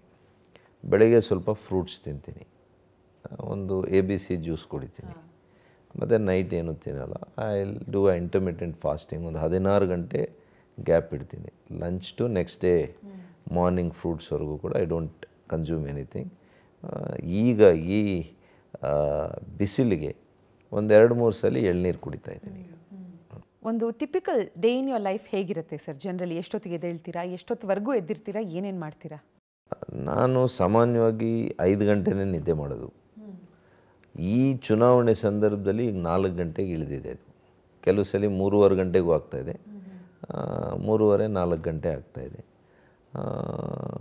ನ್ಯಾಪು, ಶಾರ್ಟ್ ನ್ಯಾಪ್ಸು ಗಾಡಿಯಲ್ಲಿ ಒಂದು ಊರಿಂದ ಇನ್ನೊಂದು ಊರಿಗೆ ಯಾವಾಗಾದ್ರೂ ಒಂದು 15 ನಿಮಿಷದ್ದು ಪವರ್ ನ್ಯಾಪ್ ಅಂತೀವಲ್ಲ, ಅದು ತಗೊಂಡ್ರೆ ನೆಕ್ಸ್ಟ್ 2-3 ಅವರ್ಸ್ ರೀಚಾರ್ಜ್ ಆಗ್ತೀವಿ. ಆ ಥರ ಮಾಡ್ತೀನಿ. ಬಟ್ ಮಾರ್ನಿಂಗ್ಸು ಐದರ್ ಯೋಗ ಮಾಡ್ತೀನಿ, ಇಲ್ಲ ವರ್ಕೌಟ್ ಮಾಡ್ತೀನಿ, ಜಿಮ್ ಈ ಥರ ಮಾಡ್ತೀನಿ. ಈಗ ಜಿಮ್ ಮಾಡ್ತಾಯಿಲ್ಲ. ಎಲೆಕ್ಷನ್ ಸ್ಟ್ರೆಚಸ್ಸು, ಸ್ವಲ್ಪ ಯೋಗ ಮಾಡ್ತೀನಿ. ಮೆಡಿಟೇಷನ್ ಖಂಡಿತ ಮಾಡ್ತೀನಿ. ಬೆಳಗ್ಗೆ ಹೊತ್ತು ಒಂದು 10-15-20 ನಿಮಿಷ, ಈಗ ಒಂದು 10 ನಿಮಿಷಕ್ಕೆ ಇಳಿಸಿದ್ದೀನಿ.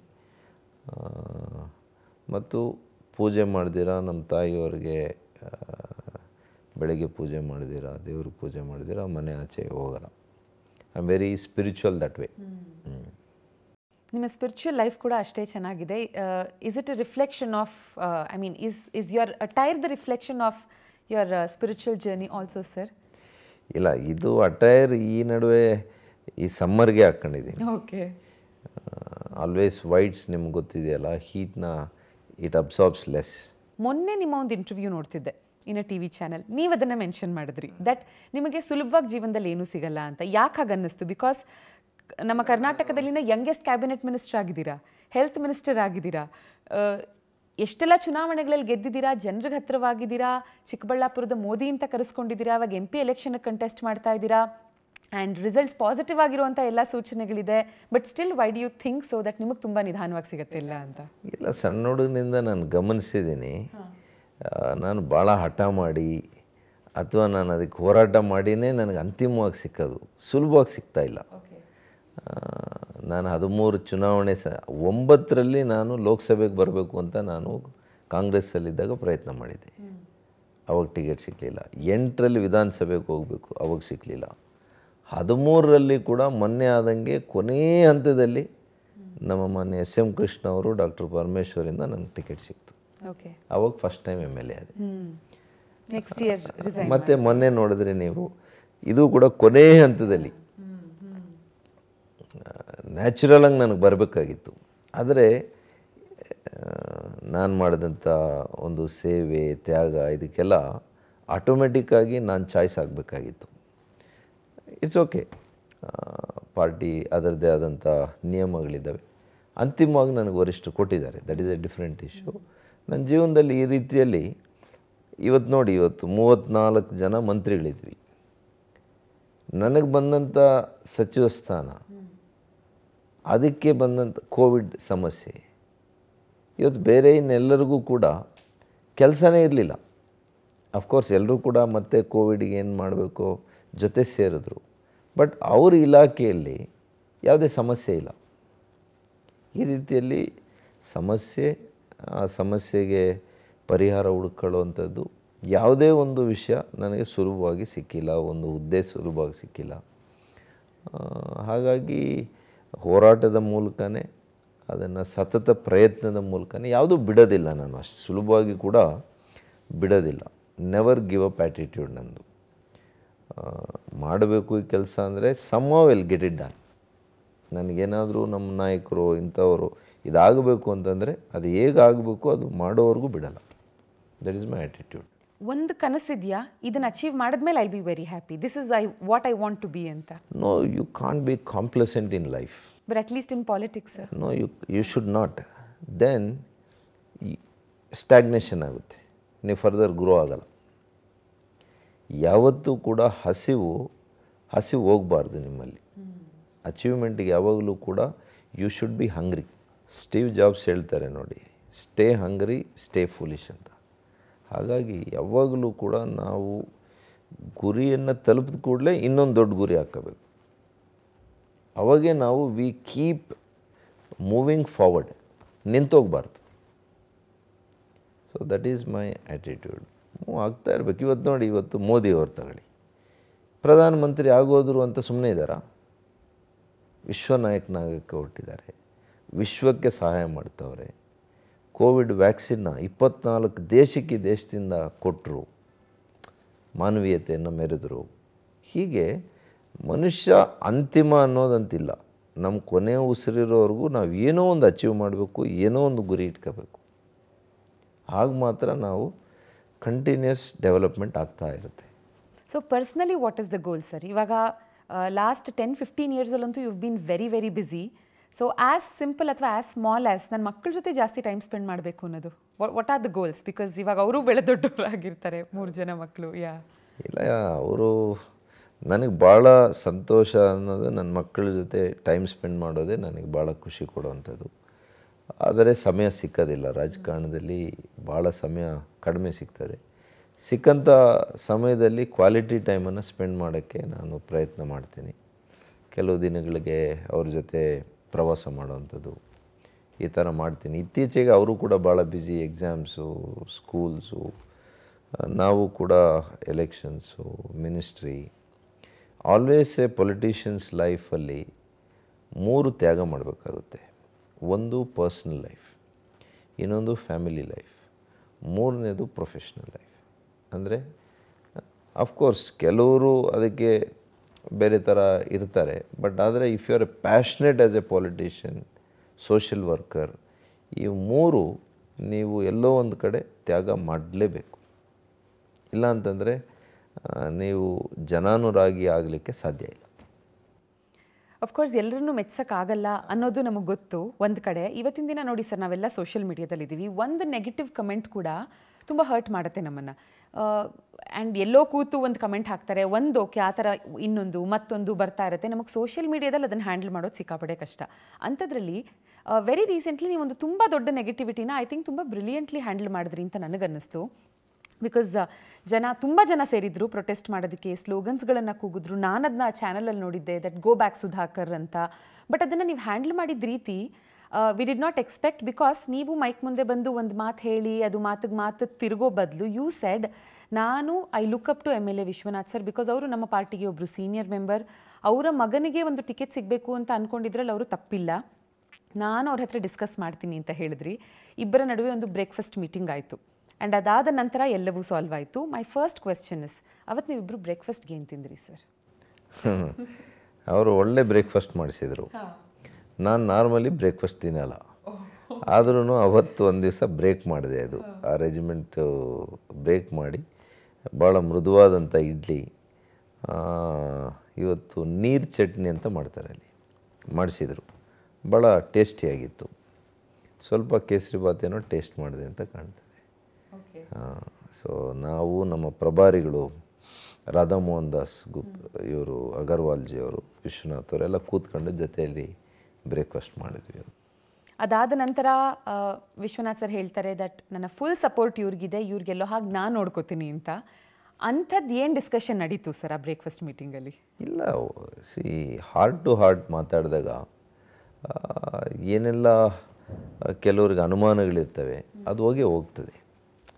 ಯಾವಾಗಲೂ ಕೂಡ ಒಂದು ಪರದೆ ಇರ್ತದೆ. ಇಬ್ಬರ ಮಧ್ಯೆ ಒಂದು ವಿಶ್ವಾಸದ ಕೊರತೆ ಇದ್ದಾಗ ಇವೆಲ್ಲ ಅನುಮಾನಗಳು ಹುತ್ತಾ ಆಗುತ್ತೆ. ನಾವು ಒಬ್ಬರು ಕೂತು ಮಾತಾಡಿದಾಗ ಆ ಅನುಮಾನದ ಹುತ್ತವನ್ನು ತೆಗಿಬೋದು. ಆವಾಗ ಟ್ರಾನ್ಸ್ಪರೆಂಟಾಗಿ ನಾವು ಜೊತೆ ಟ್ರಾವೆಲ್ ಮಾಡಲಿಕ್ಕೆ ಆಗ್ತದೆ. ಅದನ್ನು ನಾನು ಓಪನ್ ಆಗಿ ಅವರಿಗೆ ಏನು ಹೇಳಬೇಕು ಅದನ್ನು ಹೇಳಿದ್ದೇನೆ, ಮತ್ತು ನಾನು ಹೇಳೋದನ್ನು ಅವ್ರು ನಂಬಿದ್ದಾರೆ ಅಂತ ತಿಳ್ಕೊಂಡಿದ್ದೀನಿ. Sir 2013 that's almost 11 years back ಮೊದಲ ಬಾರಿ ನೀವು ಗೆಲ್ತೀರಾ ಎಲೆಕ್ಷನ್ಸ್, MLA ಎಲೆಕ್ಷನ್ಸ್ ಗೆಲ್ತೀರಾ. 2018 ಪುನಃ ಗೆಲ್ತೀರಾ. ಅದರ ಮಾರನೇ ವರ್ಷ ರಾಜೀನಾಮೆ ಕೊಡ್ತೀರಾ. ಅದಾದ ನಂತರ ಮತ್ತೆ ಬೈ ಎಲೆಕ್ಷನ್ಸಲ್ಲಿ ಗೆದ್ದು ಹೆಲ್ತ್ ಮಿನಿಸ್ಟರ್ ಆಗ್ತೀರಾ. 2024 MP ಸೀಟ್ಗೆ ಟಿಕೆಟ್ ಸಿಕ್ಕಿದೆ ನಿಮಗೆ. ಸೊ ಈ ಎಲ್ಲವನ್ನು ನೋಡಿದಾಗ if you'll have to analyse the entire thing and sum it up in like 1 or 2 lines. Life is a journey, it's not about destination. ಒಂದು ಡೆಸ್ಟಿನೇಷನ್ ತಲುಪಿದ ಕೂಡಲೇ ಅದು ಅಂತಿಮ ಅಲ್ಲ. ಜರ್ನಿ ಅನ್ನೋದು ನಿರಂತರ. ಒಬ್ಬ MLA, ಒಬ್ಬ ಮಂತ್ರಿ, ಇದೆಲ್ಲ positions. Leadership is not position, leadership is action. ಹಾಗಾಗಿ ಇವತ್ತು ಬೇವಿನ ಮರ ನೀವು ಸಿಗ್ತದೆ, ಬೆಲ್ಲದ ಮರ ಸಿಕ್ಕಲ್ಲ. ಬೆಲ್ಲನ ಕಷ್ಟಪಟ್ಟು ತಯಾರು ಮಾಡಬೇಕು. ಬೇವು ನಿಮಗೆ ಕಷ್ಟ ಅಂದರೆ ಭಾಳ ಸುಲಭವಾಗಿ ಸಿಗ್ತದೆ. ನಿಮಗೆ ಸುಖ ಮತ್ತು ರಿಸಲ್ಟು ಕಷ್ಟಪಟ್ಟು ತಗೋಬೇಕು. ಈ ಲೈಫ್ ಅನ್ನೋದು, ಕೆರಿಯರ್ ಅನ್ನೋದು, it is A continuous journey. So ಇದು ನಿರಂತರ. ಇವತ್ತು ಇದು ಅಷ್ಟೇ. ಈಗ MP ಹೋಗ್ತಾ ಇರೋದು, it is not destination, it is a journey. And also victory is never permanent. Defeat is not final. Of course. Alva? See, once you give up, you are a loser. Till you don't give up, you are always in the match. You are always in the contest. ಕಂಟೆಸ್ಟಲ್ಲಿ ಇರಬೇಕು ನಾವು. ಸೋಲು ಗೆಲುವು ಸ್ವಾಭಾವಿಕ. ನಾವು ಯಾವಾಗ ಆ ಒಂದು ಪೋಟಿಯಿಂದನೇ ಹಿಂದೆ ಸರಿತೀವಿ, ಆಗ ನಾವು ಸೋಲ್ತೀವಿ. ನೀವು ಕಂಟೆಸ್ಟಲ್ಲಿ if you are always in contest, so victory one or the other day it will come. ನಿಮ್ಮ ಗೋ ಟು ಪರ್ಸನ್ ಯಾರು ಸರ್? ಬಿಕಾಸ್ ನೀವು ಹೇಳಿದ್ರಿ ಎಸ್ ಆಫ್ಕೋರ್ಸ್ ನಿಮಗೂ ಬೇಜಾರಾಗುತ್ತೆ, ಫ್ಯಾಮಿಲಿಗೆ ಎಫೆಕ್ಟ್ ಆದರೆ ಹರ್ಟ್ ಆಗುತ್ತೆ, and you are also hurt in a lot of situations. ನಿಮ್ಮ ಗೋ ಟು ಪರ್ಸನ್ ಯಾರು? ಯಾರಿಗೆ ನಿಮ್ಮ ಬಗ್ಗೆ ಎಲ್ಲ ಗೊತ್ತು, ನೀವು ಹೋಗೋನ್ ವಿಷಯ ಹೇಳಿದ ತಕ್ಷಣ ನಿಮಗೆ ಸೊಲ್ಯೂಷನ್ ಕೊಡೋಷ್ಟು ನೀವು ಅವ್ರಿಗೆ ಗೊತ್ತು? ನನಗೊಬ್ಬರು 30 ವರ್ಷದಿಂದ ನನ್ನ ಅತ್ಯಂತ ಆತ್ಮೀಯರು, ಆ ಸ್ನೇಹ ಸಂಬಂಧ ಥರ ಒಬ್ಬ ಅಣ್ಣನ ಥರ ನನಗೊಬ್ಬರಿದ್ದಾರೆ. ಅವ್ರು ಹೈದರಾಬಾದಲ್ಲಿರ್ತಾರೆ. ಓಕೆ. ಹಾಗಾಗಿ ನಾನು ಎಲ್ಲ ವಿಷಯಗಳನ್ನು ನನ್ನ ಪತ್ನಿಗಿನ್ನ ಹೆಚ್ಚು ಕೆಲವು ವಿಷಯಗಳನ್ನು ಅವ್ರ ಜೊತೆ ಹಂಚ್ಕೊಳ್ತೀನಿ. First my wife, then him. Okay, ಅವರ ಹೆಸರನ್ನೇನಾದರೂ ಹೇಳ್ಬೋದಾ? ಅವರು ಮಾಧವ್ ರಾವ್ ಅಂತ. Okay okay. ಆ್ಯಂಡ್ ಆಲ್ಸೋ ನಿಮ್ಮ ಮನೆಯ ಲಿವಿಂಗ್ ರೂಮಿಗೆ ಬರ್ತಿದ್ದ ಹಾಗೆ ನಿಮ್ಮ ಸಾಕಷ್ಟು ಫೋಟೋಸ್ಗಳನ್ನು ನೋಡಿದೆ ನಾನು. ಬಟ್ ನೀವು ಒಬ್ಬರ ಜೊತೆ ನಿಂತಿರುವಂಥ ಏಕೈಕ ಫೋಟೋನ ನೋಡಿರೋದು ಎಸ್ ಎಂ ಕೃಷ್ಣ ಸರ್ ಜೊತೆ ನೀವು ನಿಂತಿರುವಂಥ ಫೋಟೋ. ಅದನ್ನು ನಿಮ್ಮ ಲಿವಿಂಗ್ ರೂಮಲ್ಲಿ ಇಟ್ಟಿದ್ದೀರಾ ವಿತ್ ಮಿಕ್ಕಿದೆಲ್ಲ ನಿಮ್ಮ solo photos. Is that photo very very special? ಒಂದು ಸ್ಪೆಷಲ್ ಅಕೇಶನಲ್ಲಿ ಏನಾದ್ರು ತೆಗೆದಿದ್ದೆ? That was the first occasion when I met him. Okay okay. ಹಾಗಾಗಿ ನಾನು ಅದನ್ನು ಇಟ್ಕೊಂಡಿದ್ದೀನಿ. Plus is like a role model, ನನ್ನ ಮೆಂಟೋ, ಪೊಲಿಟಿಕಲ್ ಮೆಂಟೋ. ಬಹುಶಃ ಅವ್ರು ಇಲ್ಲದೇ ಇದ್ದಿದ್ರೆ ನಾನು MLA ಆಗಿ ಇವತ್ತು ಈ ಸ್ಥಿತಿ ತಲುಪ್ತಾ ಇದ್ನೋ ಎಲ್ಲೋ ಗೊತ್ತಿಲ್ಲ ನನಗೆ. He stood by me during my crisis, ಮತ್ತು ಅವರೇ ನನಗೆ ಅವಕಾಶ ಕೊಟ್ಟಂಥವ್ರು. ಅದಕ್ಕೆ ಸಹಕಾರ ಕೊಟ್ಟಂಥವ್ರು ಡಾಕ್ಟರ್ ಪರಮೇಶ್ವರ್ ಅವರು. ಇಬ್ಬರು ವ್ಯಕ್ತಿಗಳನ್ನು ನಾನು ಮರೀಲಿಕ್ಕೆ ಆಗಲ್ಲ. ಓಕೆ. ಸೊ ನಾನು ಆಗಲೇ ಹೇಳಿದಾಗೆ ಪಾಲಿಟಿಕ್ಸ್ ಎಲ್ಲ ಕಡೆ ಇರುತ್ತೆ, ಬಟ್ ಸ್ಟಿಲ್ ಕೆಲಸದಲ್ಲಿ ನಾವು ಫ್ರೆಂಡ್ಸ್ ಮಾಡ್ಕೊಳಕ್ಕಾಗಲ್ಲ ಅಂತ ಅಂತಾರೆ. ಪಾಲಿಟಿಕ್ಸಲ್ಲಿ ಹೌ ಇಸ್ ಇಟ್? ಅಂದರೆ ವರ್ಕ್ ಪ್ಲೇಸಲ್ಲಿ ವಿ ಕೆನಾಟ್ ಹ್ಯಾವ್ ಫ್ರೆಂಡ್ಸ್ ಅಂತಾರೆ. ಪಾಲಿಟಿಕ್ಸಲ್ಲಿ can you make friends? Do you have good friends in politics? ಕೆಲವು ಫ್ರೆಂಡ್ಸ್ ಇದ್ದಾರೆ ಪೊಲಿಟಿಕ್ಸಲ್ಲಿ. I can trust, I can rely on them. ಆ ಥರ ಇದ್ದಾರೆ. ಕೆಲವರು ನಾನು ಈ ಥರ ಕಷ್ಟದಲ್ಲಿದ್ದೀನಿ, ನನ್ನ ಕಷ್ಟಕ್ಕೆ ನಿಂತ್ಕೊಳ್ಳುವಂಥ ವ್ಯಕ್ತಿಗಳು ಖಂಡಿತ ಇದ್ದಾರೆ.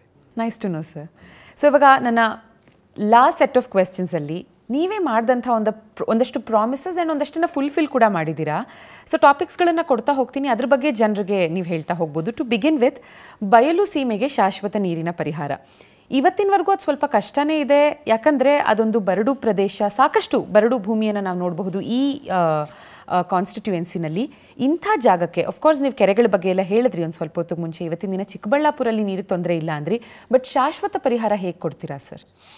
ನೋಡಿ, ಎತ್ತಿನಹೊಳೆ ಯೋಜನೆ ಏನು ಕಾಮಗಾರಿ ನಡೀತಾ ಇದೆ ಅದನ್ನು ಆದಷ್ಟು ಬೇಗ ಪೂರ್ಣಗೊಳಿಸಬೇಕು. ಒಂದು ಬೇರೆ ಮೂಲಗಳು ಇದೆ. ಇವತ್ತು ಕೃಷ್ಣಾ ಬೇಸಿನಿಂದ ಅಲೋಕೇಶನ್ ನಮ್ಮ ಭಾಗಕ್ಕೆ ಆಗೇ ಇಲ್ಲ. ಹಾಗಾಗಿ ಆ ಕೃಷ್ಣಾದಲ್ಲಿ ಕೂಡ ಏನು ನಮಗೆ ಪಡಿಬೇಕು, ನಮ್ಮ ಜಿಲ್ಲೆಗಳಲ್ಲಿ ಆ ಹಕ್ಕಿದೆ ನಮಗೆ, ಅದನ್ನು ಪಡಿಬೇಕು ಮುಂದಿನ ದಿನಗಳಲ್ಲಿ.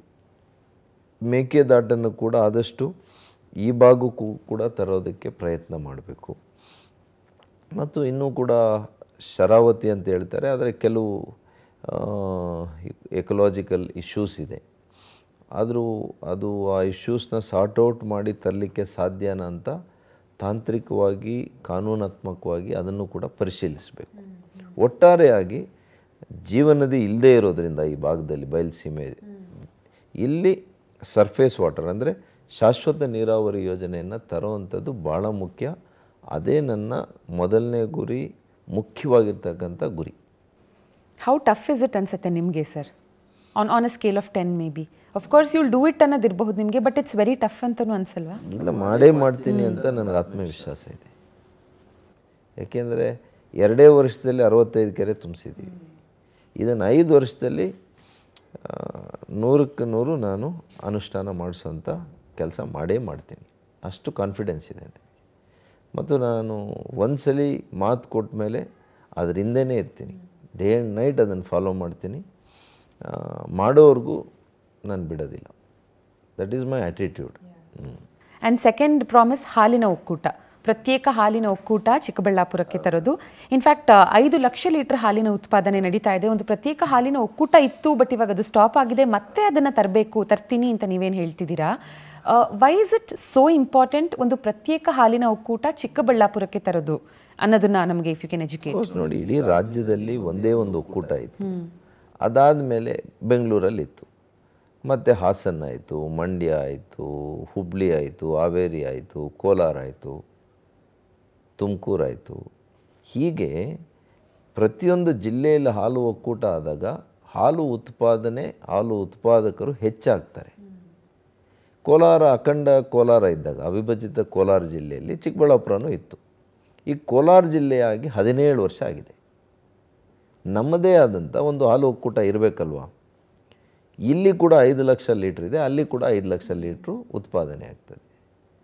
ಮತ್ತು ಅಲ್ಲಿ ಇನ್ಫ್ರಾಸ್ಟ್ರಕ್ಚರ್ ಇದೆ, ನಮ್ಮಲ್ಲಿ ಇನ್ಫ್ರಾಸ್ಟ್ರಕ್ಚರ್ ಇದೆ. ಯಾವುದೇ ಫಿನಾನ್ಷಿಯಲ್ ಬರ್ಡನ್ ಆಗಲ್ಲ ನಮಗೆ. ಅದಕ್ಕೋಸ್ಕರ ನಾವು ಬಿ ಜೆ ಪಿ ಸರ್ಕಾರ ಇದ್ದಾಗ ಮಾನ್ಯ ಬೊಮ್ಮಾಯಿರವರು ಇದನ್ನು ಮಾಡಿಕೊಟ್ರು ನಮಗೆ. 1.5 ವರ್ಷ ಕೆಲಸ ಮಾಡಿದೆ ಒಕ್ಕೂಟ. ಕಾಂಗ್ರೆಸ್ ಸರ್ಕಾರ ಬಂದ ಮೇಲೆ ರಾಜಕೀಯ ಸೇಡಿಗೋಸ್ಕರ, ನನ್ನ ಮೇಲೆ ಸೇಡಿಗೋಸ್ಕರ ಮತ್ತೆ ಅದನ್ನು ರದ್ದು ಮಾಡಿ ಕೋಲಾರಕ್ಕೆ ಸೇರಿಸಿದ್ದಾರೆ. ಇದು ನಮ್ಮ ಜಿಲ್ಲೆಯ ರೈತರಿಗೆ, ಹಾಲು ಉತ್ಪಾದಕರಿಗೆ ಮಾಡಿರ್ತಕ್ಕಂಥ ಅನ್ಯಾಯ. ಸ್ವಾಭಿಮಾನಕ್ಕೆ ಧಕ್ಕೆ ಮಾಡಿದ್ದಾರೆ, ನಮ್ಮ ಸ್ವಾಭಿಮಾನಕ್ಕೆ ಧಕ್ಕೆ ಮಾಡಿದ್ದಾರೆ. ಇದು ಯಾವುದೇ ಸರ್ಕಾರ ಮಾಡುವಂಥ ಕೆಲಸ ಆಗಬಾರ್ದು. ಯಾಕೆ ಅಂತಂದರೆ ಇವತ್ತು ಮೈಸೂರು ಜಿಲ್ಲೆಯಿಂದ ಚಾಮರಾಜನಗರಕ್ಕೆ ಮಾನ್ಯ ಸಿದ್ದರಾಮಣ್ಣವರೇ ಮುಖ್ಯಮಂತ್ರಿಗಳಾಗಿದ್ದಾಗ ಮಾಡಿದರು. ಅವರು 1 ಲಕ್ಷ ಲೀಟ್ರ್ ಕೂಡ ಉತ್ಪಾದನೆ ಮಾಡ್ತಾ ಇರಲಿಲ್ಲ.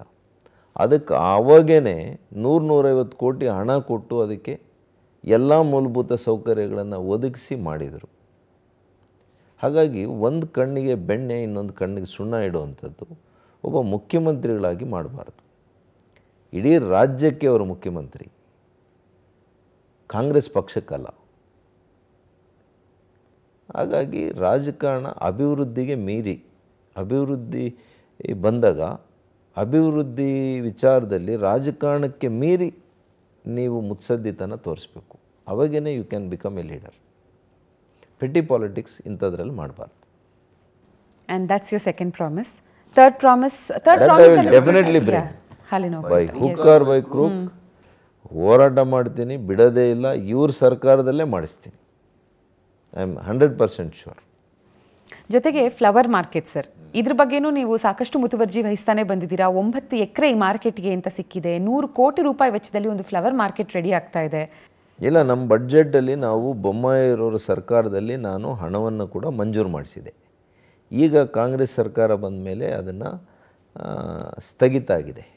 ಆ ಜಮೀನು ಬದಲು ಇನ್ನೊಂದು ಜಮೀನು ಕೊಡ್ತೀನಿ ಅಂತಾರೆ, ಕೊಡಲಿ. ಅದೇನು ನಮಗೇನು ಅಲ್ಲಿ ಕೊಡದೇ ಇದ್ದರೆ ಇನ್ನೂ ಹೆಚ್ಚಿನ ಜಮೀನು ಕೊಡ್ತೀನಿ ಅಂತಾರೆ, ಕೊಡಲಿ. ಆದರೆ ಮಾಡಬೇಕು. ನಮಗೇನು ಅವ್ರಿಗೇನು ಅಂತಂದರೆ ನನ್ನ ಕಾಲದಲ್ಲಿ ಆಯಿತು, ನನಗೆ ಹೆಸರು ಬರುತ್ತೆ, ಈ ರೀತಿ ಪೆಟಿ ಮೈಂಡು, ಪೆಟಿ ಪಾಲಿಟಿಕ್ಸ್. ನಾನು ಐ ಆಮ್ ಬಿಯಾಂಡ್ ದಿಸ್. ನನಗೆ ನನ್ನ ಜಿಲ್ಲೆಯಲ್ಲಿ ಅತ್ಯಂತ ಹೆಚ್ಚಿನ ಹೂ ಬೆಳೀತಾ ಇದ್ದಾರೆ. ಅವ್ರಿಗೆ ಒಂದು ಇಂಟರ್ನ್ಯಾಷನಲ್ ಮಾರ್ಕೆಟ್ ಆಗಬೇಕು. ಇಲ್ಲಿಂದ ಹಾಲೆಂಡ್ಗೆ ಹೋಗಬೇಕು.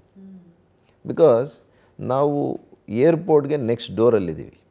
V are just 20 minutes away from the airport. ಅಲ್ಲಿ ಬೆಳೆಯುವಂಥ ತರಾವರಿ ಹೂವು ಎಕ್ಸ್ಪೋರ್ಟ್ ಆಗಬೇಕು. ಯುರೋಪಿಗೆ ಕಳಿಸ್ಬೇಕು, ಅಮೇರಿಕಾಗೆ ಕಳಿಸ್ಬೇಕು, ಆಸ್ಟ್ರೇಲಿಯಾಗೆ ಕಳಿಸ್ಬೇಕು, ದುಬೈಗೆ ಕಳಿಸ್ಬೇಕು. ಆವಾಗ ನಮ್ಮ ರೈತರ ಆರ್ಥಿಕ ಪ್ರಗತಿ ಹೆಚ್ಚಾಗ್ತದೆ. ಇದಕ್ಕೊಂದು ವಿಷನ್ ಬೇಕು, ಕಮಿಟ್ಮೆಂಟ್ ಬೇಕು. I hope that prevails, that wisdom prevails in the present set of politicians who are in Helm of affairs. So Vijayapura ಮತ್ತು ಚಿಕ್ಕಬಳ್ಳಾಪುರದಲ್ಲಿ ಈ ದ್ರಾಕ್ಷಿ ರಸ ಉತ್ಪಾದನೆಗೆ ಹೆಚ್ಚಿನ ಮಹತ್ವ ಕೊಡ್ತಾ ಇದ್ದಾರೆ. ಅದ್ರ ಬಗ್ಗೆ ನಿಮ್ದೇನಾದರೂ ಪ್ರಾಮಿಸಸ್ ಇದೆಯಾ ಅಥವಾ ಕಮೆಂಟ್ಸ್? ಇಲ್ಲ, ಮಾಡಬೇಕಾಗಿದೆ. ಇದು ಅಗತ್ಯವಾಗಿ ಆಗಬೇಕಾಗಿದೆ. I welcome the decision of this government. ಯಾಕೆಂದರೆ ಕೆಲವು ಸಂದರ್ಭದಲ್ಲಿ ಬೆಲೆ ಕುಸಿದು ಬಿಡುತ್ತೆ, ದ್ರಾಕ್ಷಿ ಬೆಲೆ ಕುಸಿದು ಹೋಗುತ್ತೆ.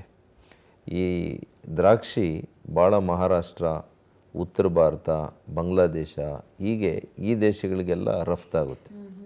ಯಾವಾಗ ಬೆಲೆ ಕುಸಿಯುತ್ತೆ, ಆ ದ್ರಾಕ್ಷಿ 3-4 ದಿವಸ ಆದಮೇಲೆ, ಹಣ್ಣಾದ ಮೇಲೆ ಇಟ್ಕೊಳ್ಳೋಕ್ಕಾಗಲ್ಲ, ಎಲ್ಲ ಕೊಳ್ತೋಗುತ್ತೆ. ಅದಕ್ಕೆ ನೀವು ದ್ರಾಕ್ಷಾರಸ ಮಾಡುವಂಥ ಯೂನಿಟ್ ಇದ್ದರೆ ಇಟ್ ವಿಲ್ ಬೆನಿಫಿಟ್ ಫಾರ್ಮರ್ಸ್. ಇದು ಆಗಬೇಕಾಗಿತ್ತು, ಇದು ಆಗೋದು ಭಾಳ ಒಳ್ಳೆಯದು. I welcome this decision. And next, ಏಷ್ಯಾದ 2ನೇ ಅತಿ ದೊಡ್ಡ ರೇಷ್ಮೆ ಗೂಡಿನ ಮಾರುಕಟ್ಟೆ ಶಿಡ್ಲಘಟ್ಟದಲ್ಲಿ ನಮ್ಮ ಕಾಲದಲ್ಲೇ ಮಾಡಿಸಿದೆ. ಇದು ನಮ್ಮ ಕಾಲದಲ್ಲೇ, ನಮ್ಮ ಪಕ್ಕದ ತಾಲೂಕೆ ಶಿಡ್ಲಘಟ್ಟ. ಅದು ರಾಮನಗರ ಆದಮೇಲೆ ಬಹುಶಃ ಶಿಡ್ಲಘಟ್ಟನೇ ನಮ್ಮ ರಾಜ್ಯದಲ್ಲಿ ಅತಿ ಹೆಚ್ಚು ರೇಷ್ಮೆಯನ್ನು ಬೆಳೆಸುವಂಥದ್ದು ಮತ್ತು ರೀಲರ್ಸು ಹೆಚ್ಚಿರುವಂಥದ್ದು. ಅದಕ್ಕೇ ಅಲ್ಲಿ ಸೂಕ್ತವಾಗಿರುವಂಥ ಮಾರ್ಕೆಟ್ ಮಾಡಬೇಕು ಅಂತೇಳಿ 100 crores ನಾವು ಮೀಸಲಿಟ್ಟಿದ್ವಿ ನಮ್ಮ ಸರ್ಕಾರ. ಬೊಮ್ಮಾಯಿ ಅವ್ರಿಗೆ ಹೇಳಿ ನಾನು ಮಾಡಿಸಿದ್ದೆ. ಅದು ಅಮೇಝಿಂಗ್ ಸರ್. ಸೊ ನಿಮ್ಮ ಪ್ರಾಮಿಸಸ್ ಬಗ್ಗೆ ಮಾತಾಡಿದ್ವಿ, ಪರ್ಸ್ನಲ್ ಲೈಫ್ ಮಾತಾಡಿದ್ವಿ, ಆ್ಯಂಡ್ ಕೊನೆಯದಾಗಿ I want to ask you, of course professionally ಸಾಕಷ್ಟು ಮಾತಾಡಿದ ನಂತರ ಇಲ್ಲಿ ನಾವು ಮೆನ್ಷನ್ ಮಾಡಿದಂಥ ಅಥವಾ ಡಿಸ್ಕಸ್ ಮಾಡಿದಂಥ ಪ್ರಾಮಿಸಸ್ನ ಹೊರತುಪಡಿಸಿ ನಿಮ್ಮ ಕ್ಷೇತ್ರದ ಜನತೆಗೆ ನೀವು ಯಾಕೆ ನನಗೆ ನೀವು ವೋಟ್ ಮಾಡಬೇಕು ಅನ್ನೋದಕ್ಕೆ ಒಂದು ಎಕ್ಸ್ಪ್ಲನೇಷನ್ ಕೊಡೋದಿದ್ರೆ ಅಥವಾ ಒಂದಷ್ಟು ರೀಸನ್ಸ್ಗಳನ್ನು ಕೊಡೋದಿದ್ರೆ. ನಾನು ಕಳೆದ 10 ವರ್ಷದಲ್ಲಿ ಡೆಲಿವರ್ ಮಾಡಿದ್ದೀನಿ. Right from education, health care, ಆರೋಗ್ಯ ಕ್ಷೇತ್ರದಲ್ಲಿ, ಶಿಕ್ಷಣ ಕ್ಷೇತ್ರದಲ್ಲಿ, ಪ್ರವಾಸೋದ್ಯಮದಲ್ಲಿ, ಕುಡಿಯುವ ನೀರು, ಮೂಲಭೂತ ಸೌಕರ್ಯ, ಪ್ರತಿಯೊಂದರಲ್ಲಿ ಕೂಡ ಪ್ರತಿಯೊಂದು ಕ್ಷೇತ್ರದಲ್ಲಿ ವಿಶೇಷತೆಗಳನ್ನು ಮಾಡಿ ತೋರಿಸಿದ್ದೀನಿ. ಅವ್ರ ಕಣ್ಣು ಮುಂದೆ ಇದೆ ಪ್ರಗತಿ. ಇವತ್ತು ಶುದ್ಧ ಕುಡಿಯುವ ನೀರಿನ ಘಟಕಗಳು, ಕೆರೆಗಳಲ್ಲಿ ನೀರು, ಒಂದೇ ಕ್ಷೇತ್ರಕ್ಕೆ 2 ಮೆಡಿಕಲ್ ಕಾಲೇಜು, ಒಂದು ಖಾಸಗಿ ಒಂದು ಸರ್ಕಾರಿ. ಅದೇ ರೀತಿ ಪ್ರಾಥಮಿಕ ಚಿಕಿತ್ಸಾ ಕೇಂದ್ರಗಳನ್ನು ಮೇಲ್ದರ್ಜೆಗೇರಿಸಿರುವಂಥದ್ದು, ಬ್ಯೂಟಿಫುಲ್ ಬಿಲ್ಡಿಂಗ್ಸ್ ಆಗಿದೆ, ರಂಗಮಂದಿರ ಮಾಡಿದ್ದೀವಿ, ಡಿಜಿಟಲ್ ಲೈಬ್ರರಿ ಮಾಡಿದ್ದೀವಿ, ಬಸ್ ಸ್ಟಾಪ್ಸ್ ಮಾಡಿದ್ದೀನಿ. ಪ್ರತಿಯೊಂದು ಕ್ಷೇತ್ರದಲ್ಲಿ ನಾವು ವಿಶೇಷ ಪ್ರಗತಿಯನ್ನು ಮಾಡಿ ಬಡವರಿಗೆ ಭಾಳ ಮುಖ್ಯವಾಗಿ 22,000 ಸೈಟನ್ನು ಮಾಡಿ ಅವ್ರು ಕೊಟ್ಟಿದ್ದೀನಿ, ಹಂಚಿಕೆ ಮಾಡಿದ್ದೀನಿ ಸರ್ಕಾರಿ ಜಮೀನಿನಲ್ಲಿ. ಬಹುಶಃ ಇದು ದೇಶದಲ್ಲಿ ಯಾರಾದರೂ ಒಂದು ಕ್ಷೇತ್ರದಲ್ಲಿ ಮಾಡಿದಾರ ನನಗೆ ಗೊತ್ತಿಲ್ಲ. ಮತ್ತು ಪ್ರವಾಸೋದ್ಯಮಕ್ಕೆ ನಂದಿ ಬೆಟ್ಟದ ಕನಸು ಇವತ್ತು ರೋಪೇ 40 ವರ್ಷಗಳು ಶಂಕರ್ನಾಗ್ ಅವ್ರ ದಿವಂಗತ ಶಂಕರ್ನಾಗ್ ಅವರ ಕನಸಿತ್ತು. ಅನೇಕರು ಬಂದೋದ್ರು, ಆದರೆ ನಾನು ಅದನ್ನು ಇಂಪ್ಲಿಮೆಂಟ್ ಮಾಡಿದೆ. ಇವತ್ತು ಇಶಾ ಫೌಂಡೇಶನ್ ಸದ್ಗುರು ಅವರಿಗೆ ಹೋಗಿ ಮನವಿ ಮಾಡಿ ತಮ್ಮಂಥವ್ರು ಇಲ್ಲಿ ಬಂದು 2ನೇ ಇದು ಕೇಂದ್ರವನ್ನು ಸ್ಥಾಪನೆ ಮಾಡಬೇಕು ಅಂತ ರಿಕ್ವೆಸ್ಟ್ ಮಾಡಿ ಅವ್ರನ್ನ ಕರ್ಕೊಂಡು ಬಂದೆ. ಅಲ್ಲಿ ಉದಾಹರಣೆಗೆ 1 ಎಕರೆಗೆ 20 ಲಕ್ಷ ಇತ್ತು ಜಮೀನಿನ ಬೆಲೆ. ಇವತ್ತು 3 ಕೋಟಿ ಕೊಟ್ಟರೂ ಜಮೀನಿಲ್ಲ. ಅಷ್ಟು ಅಭಿವೃದ್ಧಿಯಾಗಿದೆ, ಅಷ್ಟು ಪಟ್ಟು ಹೆಚ್ಚಾಗಿದೆ. ರೈತರಿಗೆ ಆದಾಯ ಅಲ್ವಾ. ಇವತ್ತು ಅಲ್ಲಿ ನಡೆಯುವಂಥ ವಹಿವಾಟು, ಅನೇಕ ಹೋಟೆಲ್ಸು, ಅನೇಕ ಅಂಗಡಿಗಳು, ಎಲ್ಲರೂ ಕೂಡ ಒಬ್ಬ ತರಕಾರಿಯಿಂದ ಹಣ್ಣು ಮಾರೋನಿಂದ ಹಿಡಿದು ಒಳ್ಳೆಯ ಸುಸಜ್ಜಿತ ಹೋಟೆಲ್ಸು, ಸುಸಜ್ಜಿತ ರೆಸ್ಟೋರೆಂಟ್ಸ್ ಏನೇನು ಮಾಡಿದ್ದಾರೆ, ಎಲ್ರಿಗೂ ಕೂಡ ದೊಡ್ಡ ವಹಿವಾಟು ನಡೀತಾ ಇದೆ. So the economy of that area is grown. So ಹೀಗೆ ಒಂದು ದೂರದೃಷ್ಟಿ ಇಟ್ಕೊಂಡು ಕಾರ್ಯಕ್ರಮ ಮಾಡಿದ್ದೀನಿ. ರೋಪೇ ಆದಮೇಲೆ ನೀವು ನೋಡಿ ನಂದಿ ಬೆಟ್ಟ 1.3 crore ಬ್ಯಾಂಗ್ಳೂರಿಯನ್ಸಿಗೆ ಒಂದು ಹೊರಗಡೆ ಹೋಗಿ ಒಂದು ಪಿಕ್ನಿಕ್ ಮಾಡಲಿಕ್ಕೆ ಯೋಗ್ಯ ಸ್ಥಳಗಳು ಯಾವುದೂ ಅಭಿವೃದ್ಧಿ ಆಗಲಿಲ್ಲ. ಈ ರೋಪೇ ಆದಮೇಲೆ ಅಲ್ಲಿ ಕೆಳಗಡೆ 20-30 ಎಕರೆ ಸರ್ಕಾರಿ ಜಮೀನನ್ನು ಕೊಟ್ಟಿದ್ದೆ ನಾನು. ಅಲ್ಲಿ ಒಂದು ಬ್ಯೂಟಿಫುಲ್ ಥೀಮ್ ಪಾರ್ಕ್ ಮಾಡೋಕ್ಕೆ ಹೇಳಿದ್ದೀನಿ. ಆ theme park ರೋಪೇ, Nandi Betta, Bhoganandishwara temple, Muddenahalli, Sultanpete, ಇದೆಲ್ಲ ಕೂಡ ಒಂದು ನಂದಿ ಟೂರಿಸಮ್ ಸರ್ಕ್ಯೂಟ್ ಆಗುತ್ತೆ. Always tourism is about story telling. ಹಾಗಾಗಿ ದೇಶ ವಿದೇಶಗಳು ಮತ್ತು ಬ್ಯಾಂಗ್ಳೂರಿಯನ್ಸ್ ಬಂದು ಒಂದೇ 3/4 ಗಂಟೆ 1 ಗಂಟೆಯಲ್ಲಿ ರೀಚ್ ಆಗಿ ಒಂದು picnic spot, beautiful international picnic spot ಮಾಡಬೇಕು ಅಂತ ಕನಸಿಟ್ಕೊಂಡು ಮಾಡಿದ್ದೀನಿ. ಒಂದು ಶ್ರೀನಿವಾಸ ಸಾಗರ ಕೆರೆ ಅಂತಿದೆ, ನೀವು ನೋಡಬೇಕು. ಅದು ಬ್ಯೂಟಿಫುಲ್, ಲೈಕ್ ಬ್ಯಾಕ್ ವಾಟರ್ಸ್ ಇನ್ ಕೇರಳ ಥರ ಇದೆ ಇವತ್ತು. ಸೊ ಇವೆಲ್ಲ ಕೂಡ ತಾವು ನೋಡಿದಾಗೇ ಏನು ಅಭಿವೃದ್ಧಿ ಆಗಿದೆ ಅಂತ ಕಾಣಿಸೋದು. ಸರ್, ನನ್ನ ಕೊನೆಯ ಕ್ವೆಶ್ಚನ್ ನಿಮಗೆ, ಯಾವ ದಿನ ನಿಮಗೆ ಜಾಸ್ತಿ ಟೆನ್ಷನ್ ಇರುತ್ತೆ? ಏಪ್ರಿಲಲ್ಲಿ ಎಲೆಕ್ಷನ್ ದಿನಾನ ಅಥವಾ ಜೂನಲ್ಲಿ ರಿಸಲ್ಟ್ ಅನೌನ್ಸ್ ಆಗೋ ದಿನಾನ? ನನಗೇನು ಟೆನ್ಷನ್ ಅಂತ ಏನಿರೋದಿಲ್ಲ, ಜನರಿಗೆ ಬಿಡ್ತೀನಿ. ಇವತ್ತು ಜನರು ನಾನು ಏನು ಕೆಲಸ ಮಾಡಿದ್ದೀನಿ, ಏನು ಮಾಡ್ತೀನಿ, I am A very passionate worker. ನನ್ನ ಸೇವೆನ ಅವ್ರು ಪಡ್ಕೊಳ್ಳೋಕ್ಕೆ ಈಗ ಆಲ್ರೆಡಿ ಅವರು ತೀರ್ಮಾನ ಮಾಡಿದ್ದಾರೆ. ನನಗೆ ಯಾವುದೂ ಆತಂಕ ಇಲ್ಲ, ನನ್ನ ಪ್ರತಿಸ್ಪರ್ಧಿಗೆ ಯಾವುದೇ ಅನುಭವ ಇಲ್ಲ, ಮತ್ತು ಅವ್ರ ಹಿನ್ನೆಲೆ ಎಲ್ಲ ಕೂಡ ಜನ ನೋಡ್ತಾರೆ. ಅಂತಿಮವಾಗಿ ನಾನು ಡೆಲಿವರ್ ಮಾಡಿದ್ದೀನಿ. ನನ್ನ ರಿಪೋರ್ಟ್ ಕಾರ್ಡ್ ಇದೆ, ಆ ರಿಪೋರ್ಟ್ ಕಾರ್ಡ್ ನೋಡಿ ನನಗೆ ಆಶೀರ್ವಾದ ಮಾಡ್ತಾರೆ. ಮುಂದಿನ 5 ವರ್ಷಗಳು ನನಗೆ ನೀಲಿ ನಕ್ಷೆ ಈಗಾಗಲೇ ತಯಾರು ಮಾಡಿದ್ದೀನಿ. ಏನು ಚಿಕ್ಕಬಳ್ಳಾಪುರಕ್ಕೆ ಆಗಬೇಕು, ಹೇಗೆ ಮಾಡಬೇಕು, ಅದನ್ನು ನಾನು ಮಾಡ್ತೇನೆ. Sir, wishing you all the best. And ನೀವು ತುಂಬ ಹೆಲ್ತ್ ಕಾನ್ಷಿಯಸ್ ಅಂತ ನಮಗೆ ಗೊತ್ತು. ಹಾಗಾಗಿ ಒಂದು special gift for a health conscious person like you. Sir, complete wood pressed ಆಯಿಲ್ಸ್ಗಳು ಇದರಲ್ಲಿದೆ, because I know that you are health conscious. Do you read sir by any chance? ಓದ್ತೀರಾ? ಓಕೆ. ರೀಸೆಂಟಾಗಿ ಯಾವ್ದು ಓದಿದ್ರಿ ಅಥವಾ ಓದಕ್ಕೆ ಟೈಮ್ ಆಗಿದೆಯಾ? ಒಂದು ಇಂಡಿಪೆಂಡೆನ್ಸ್ ಸ್ಟ್ರಗಲ್ ಅಂತ ಒಂದು ಬುಕ್ ಓದ್ತಾ ಇದ್ದೆ, ಬಟ್ ಇತ್ತೀಚೆಗೆ ಓದ್ತಾ ಇಲ್ಲ, 1 ತಿಂಗಳಿಂದ ಓದಲಿಕ್ಕೆ ಆಗ್ತಾ ಇಲ್ಲ. But I like more of history, philosophy ಮತ್ತು ರಿಲಿಜಿಯಸ್ ಬುಕ್ಸು ಇಂಥ ಓದೋಕ್ಕೆ ಇಷ್ಟ ನನಗೆ. Okay okay.